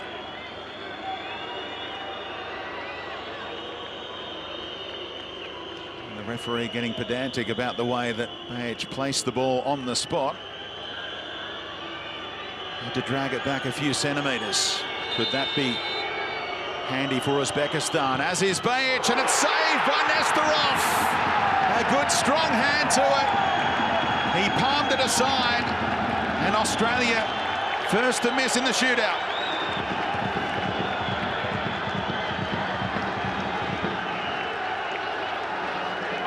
Asking enough of Nesterov, even a half-yard further wide, and the fingers of Nesterov aren't going to be strong enough, but as it was,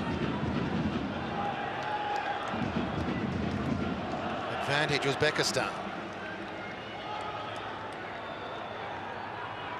Now the responsibility falls on one of the centre halves, Takajayev, to consolidate the advantage that has been earned by Nesterov.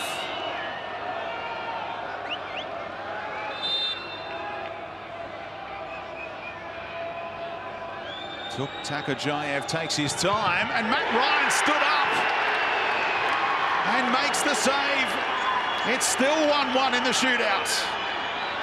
You don't see it too often, the goalkeeper standing their ground.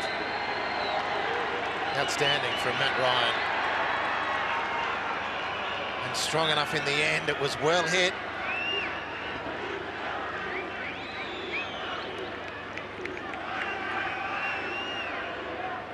Well, here is Robbie Cruz, the 30-year-old veteran of the Australian squad. Lost his starting role in this tournament. What can he do here off a short run-up against Nesterov? And he is being told to drag it back. Robbie Cruz says it's on the spot, and he's been given the all clear, and he puts it in the top corner emphatically. And Australia do lead the shootout 2-1. Outstanding from Robbie Cruz. What on earth is going on with the referee talking to a player and then just allowing it to proceed? And Robbie Cruz, nerves of steel at that point. Immaculate technique.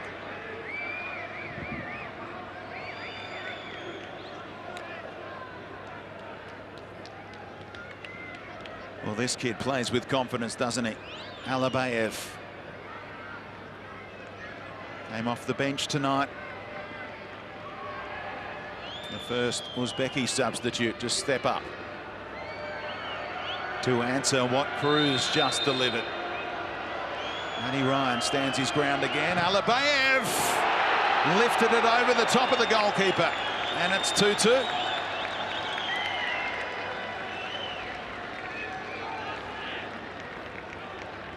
That's a well-hit penalty. No one saving that.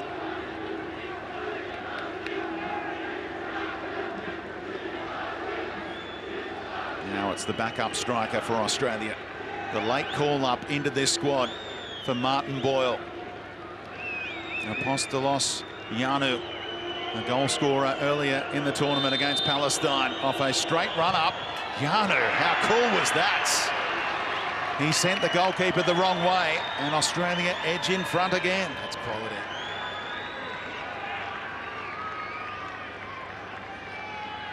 And the relief. Didn't look terribly phased as he strode to the spot. The tension relieved with that successful penalty. We mentioned the finishing pedigree of this man. 63 goals in the last 4 seasons with Lokomotiv Tashkent in the Uzbeki League. Marat Bekmayev, 33 years of age. The stalling tactics from Matty Ryan. Bekmayev. Matty Ryan gets a really strong hand to that one. And that could be the key save in this shootout. It's Australia's to win now, thanks to their Premier League shot stopper, who has come up with 2 massive saves. Well, that is fantastic from Ryan. I mean, he pounces like a cat.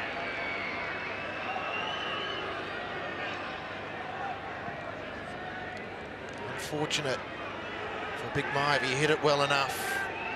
It's not quite wide enough, but he still extracted a miracle from Matt Ryan. And now it's down to Matt Leckie, who had to play more than half an hour in his comeback from a hamstring injury. Matthew Leckie puts Australia into the quarterfinals. Their Asian Cup title defence is still alive, and the majority run to Matty Ryan, who is the hero for the green and gold. 2 massive saves after Aziz Bayic was first to be denied in the shootout. But it all comes down to the Brighton and Hove Albion shot stopper coming up with 2 massive saves. The second one from Bekmayev was world class. And then Matthew Leckie showed all of his poise to put Australia through. 4-2 in the shootout.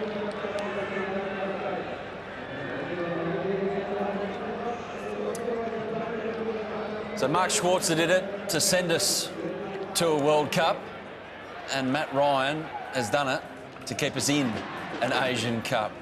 2 amazing saves from a keeper who's gone from strength to strength to strength playing in the Premier League and belongs there, and he belongs on the world stage, the continental stage, where he's made a mark right now. Matt Leckie confirmed it. Mark Bosnich, Robbie Slater, John Aloisi. What a relief. We can smile now. Absolute, well, absolute relief, but well done, and especially well done to Matt Ryan and well done to all the boys, because they were the better team over the 120 minutes and deserved the win. And you don't always get a win in a penalty shootout, even though you've played better than the opposition during the game. But they did. Some really good penalties and two, like you said, Adam, absolutely fantastic saves from Matty Ryan. Really happy for him. The last penalty shootout I remember him in was that one against Brisbane Roar all those years back. I think it would have been about 8 or 9 years back. Grand final 2011. And he came off on the losing side, but this time he came off on the winning side, and congratulations to him. Absolutely superb. Yeah, no, it's like that. And, you know, we didn't start off the penalty shootout very well, did we? But, no, brilliant. They were the better team over the 120 minutes. Not a good first half. Uzbekistan were probably the best, but they should have won it in the normal time or extra time. They didn't. And they've won a penalty shootout. Mark Viduka in 2005 missed one, and his heart's in mouths. All hearts are in mouths. And Aziz Bayic right now obviously feels a little bit like Mark Viduka did when you put yours in, John, in the relief. But the penalties that came after that were nerveless. The two-step from Robbie Cruz and Janu stepping up as well looked ice cool and lucky to seal it. Yeah, no, brilliant penalties. It was good to see. Obviously, Aziz Bayic will be relieved, but he just now needs to start not be involved in the next penalty shootout. And start to worry about getting prepared for the next game because, look, it was a good game. Yeah. I thought that we played really well in the second half. We deserved to actually win the game. Yeah. And like you said, it doesn't mean that you're going to win a penalty shootout, but they showed the confidence that they were playing well, and that confidence grew into the penalty shootout as well. So Australia through to a quarter-final against UAE or Kyrgyzstan, and that match is coming up in about 15 minutes' time. We'll have it live, of course, here on Fox Sports, but we'll relive the penalty shootout, shall we? Because it's worth reliving. What were you guys thinking when Aziz Bayic stepped up for his penalty? Well, both John and I did say, just from the way he stepped up to the penalty, we thought that he was going to miss. It's amazing. It's easy for us looking from here, but he just didn't look particularly confident. I had that feeling anyway. And Johnny said the same thing. But it was a very good save, to be fair to Nesterov. But he just had that feeling that he wasn't going to score. I was surprised that Bayic was involved. We were going through it well. He did so much running during his the game. name really didn't come up in potential penalty takers, but yeah, he's got relief now because the other boys stood up. What also would have put him off was the referee. The referee made him put the ball down again. Now, did that sort of take his focus away from what he was doing? And whereas Robbie Cruz said, "No, the ball's okay.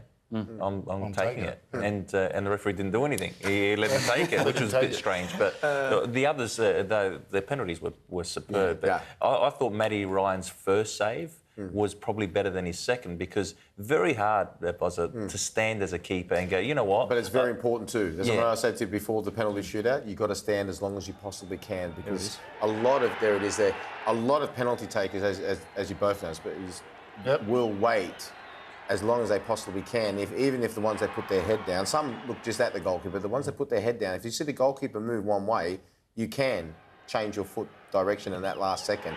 Makes it easier for you. But if you stay as long as you can, and you can get that penalty taker to put his head right down until that last minute, you increase your chances by at least 50%. But that was an excellent save.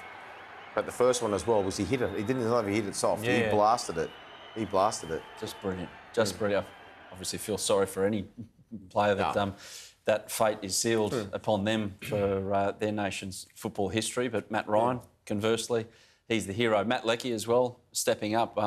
Big effort, given that he played a few more minutes than probably expected, coming back from a hamstring injury. There's always that lingering thought, and he steps up ice cool. Yeah, and he made an impact coming on as a sub, as we knew he would. Sub. As a sub. It is called before. Keep going, Rob. Don't listen to me. No, but he was cool. Like, apart from, Aziz Bayic, who takes the one that we miss. All the other penalties were perfect. Nesterov didn't do a lot wrong on a few of them. He just couldn't quite get there. He guesses here, but it doesn't matter too well struck. If you strike it really, really well right in the corner, there's nothing any goalkeeper can do unless he's basically banked there waiting for you to hit it in that corner. Hasn't played any football in a month, and that's a nice way to come back to football. Matthew Leckie, let's hear from him now with Daniel Gar. Well, Lex, what a moment. Talk us through what was going through your mind for that final penalty. Yeah, look, just the few penalties that were taken before, I saw the keeper standing really long in his spot, and I wanted to make sure I hit it hard. That way, if I got it in the corner, he wouldn't have had a chance. And to be fair, out of all the penalties I've taken in my life, training, I've never hit it that good. So, it was meant to be. I think the boys did super well today. Obviously I came on, but the Uzbekistan team was so disciplined. It was so hard to break them down, and I think it was a bit of a stalemate for both teams. And Uzbekistan were the unlucky team that went home in pens, but I think it was a great effort today. And what does this mean to you? You came here with an injury. You had to be carried through the group stages. To come on and contribute like that and send your country through to the quarterfinals, what does that mean to you? Yeah, everything, for me to just be playing today, it's super special. I mean, we've worked super hard, me and Phil Coles and the rest of the physio staff, they've done everything they can to get me back. And, today was also a question mark, maybe, for the quarterfinals if we made it. But, 24/7, we've been working hard to get me right. And, I felt good today. So, obviously, I played the last 30 and then extra time. I was a bit, the tank was a bit empty, but, it's always difficult going into games. The fitness in training and the fitness in games is two different things. So, like I said, hopefully I can work hard, recover, and, contribute again. Hammy okay after the celebrations? Yeah, for sure. I didn't know what to do. I was celebrating. The hero who today is Matty Ryan. He's saved two unbelievable penalties. The first one to stand that strong, hold his hand. I just had to finish it off, but, he's the real hero. Matty, well done. Enjoy it. Thank you. Stoked for him. Really happy for him that he comes back and does that. 4 days rest, it's probably time enough for him to get over what he's been through. No discernible after effects after a hamstring. That's the main thing. It's gone. He's got through it okay. He's just needs more minutes. Yeah, we're not going to know that until they see how he pulls up the next day and how he recovers. So he might not start the next game, but that if he gets through these next couple of days, at least he's going to play a part, and he played a part tonight. Ideal impact player to have with his speed. I mean, he did play a big part tonight, so I think it'd be better not to start him. Him coming on with his pace and his speed with 20, 30 minutes to go, it was quite devastating tonight. Let's hear from the other Matt with 1T. Matt Ryan, the hero tonight. You're on track to be Australia's second most capped goalkeeper of all time. Where does that rank in terms of your moments with the national team? Yeah, definitely up there. As a little boy in the crowd that night, Schwarzer had his heroics. It's definitely up there with that. I mean, never in my wildest dreams I thought, I'd be able to hear, representing Australia, being, the young fan that night, and to recently I got 50 caps to my name, and, for that tonight now, I hadn't saved a penalty for the national team, which was something that was bugging me, but, to get two in that moment just there, it's, I'm really happy, and, obviously for a goalkeeper, that's the pinnacle. It seems like it was a team job, like you'd done your research on where they might go. Oh, yeah, I mean, in this day and age, obviously you're always trying to have a look before the game, and, if you can gain any advantage, but, I think it sort of cancels each other out, because I think it's pretty naive of the opposition not to know that, we're obviously looking and that sort of thing. So I think, the few of their penalty takers, they mixed it up either side, and that, you just have to have a bit of luck at the end of the day that the side you choose to go or stay up the middle, that, obviously the guy taking the penalty does the same thing as what you decide. So thankfully twice tonight it paid off. Matty, well done. You march on. Good luck in the quarters. Thank you, mate. Cheers. Yes, thankfully, indeed, but a lot of hard work over a long period of time for Matt Ryan to get to a point like that and come up with something like that. So we look forward to Friday night / Saturday morning live on Fox Sports. All the games, of course, live, but the focus will be on this, where we'll put the UAE flag in there, just presuming that they're going to make it through. But Kyrgyzstan, you never know. You never know. And whoever the winner is of the game we're about to see will play Australia on a quarter-final. Sorry about the kickoff times. Nothing we can do about it here in Australia. It's 2:30 a.m. Eastern, the pre-game here live on Fox Sports. But, yeah, it's a Friday night / Saturday morning, so you can have another all-nighter if you're still with us around Australia. We're off to a short break. On the other side of this break, we'll be to Abu Dhabi as we have another look at Matt Ryan making himself a king in the Middle East. We're back in a moment with UAE and Kyrgyzstan live 2019 Asian Cup, where Australia is still alive.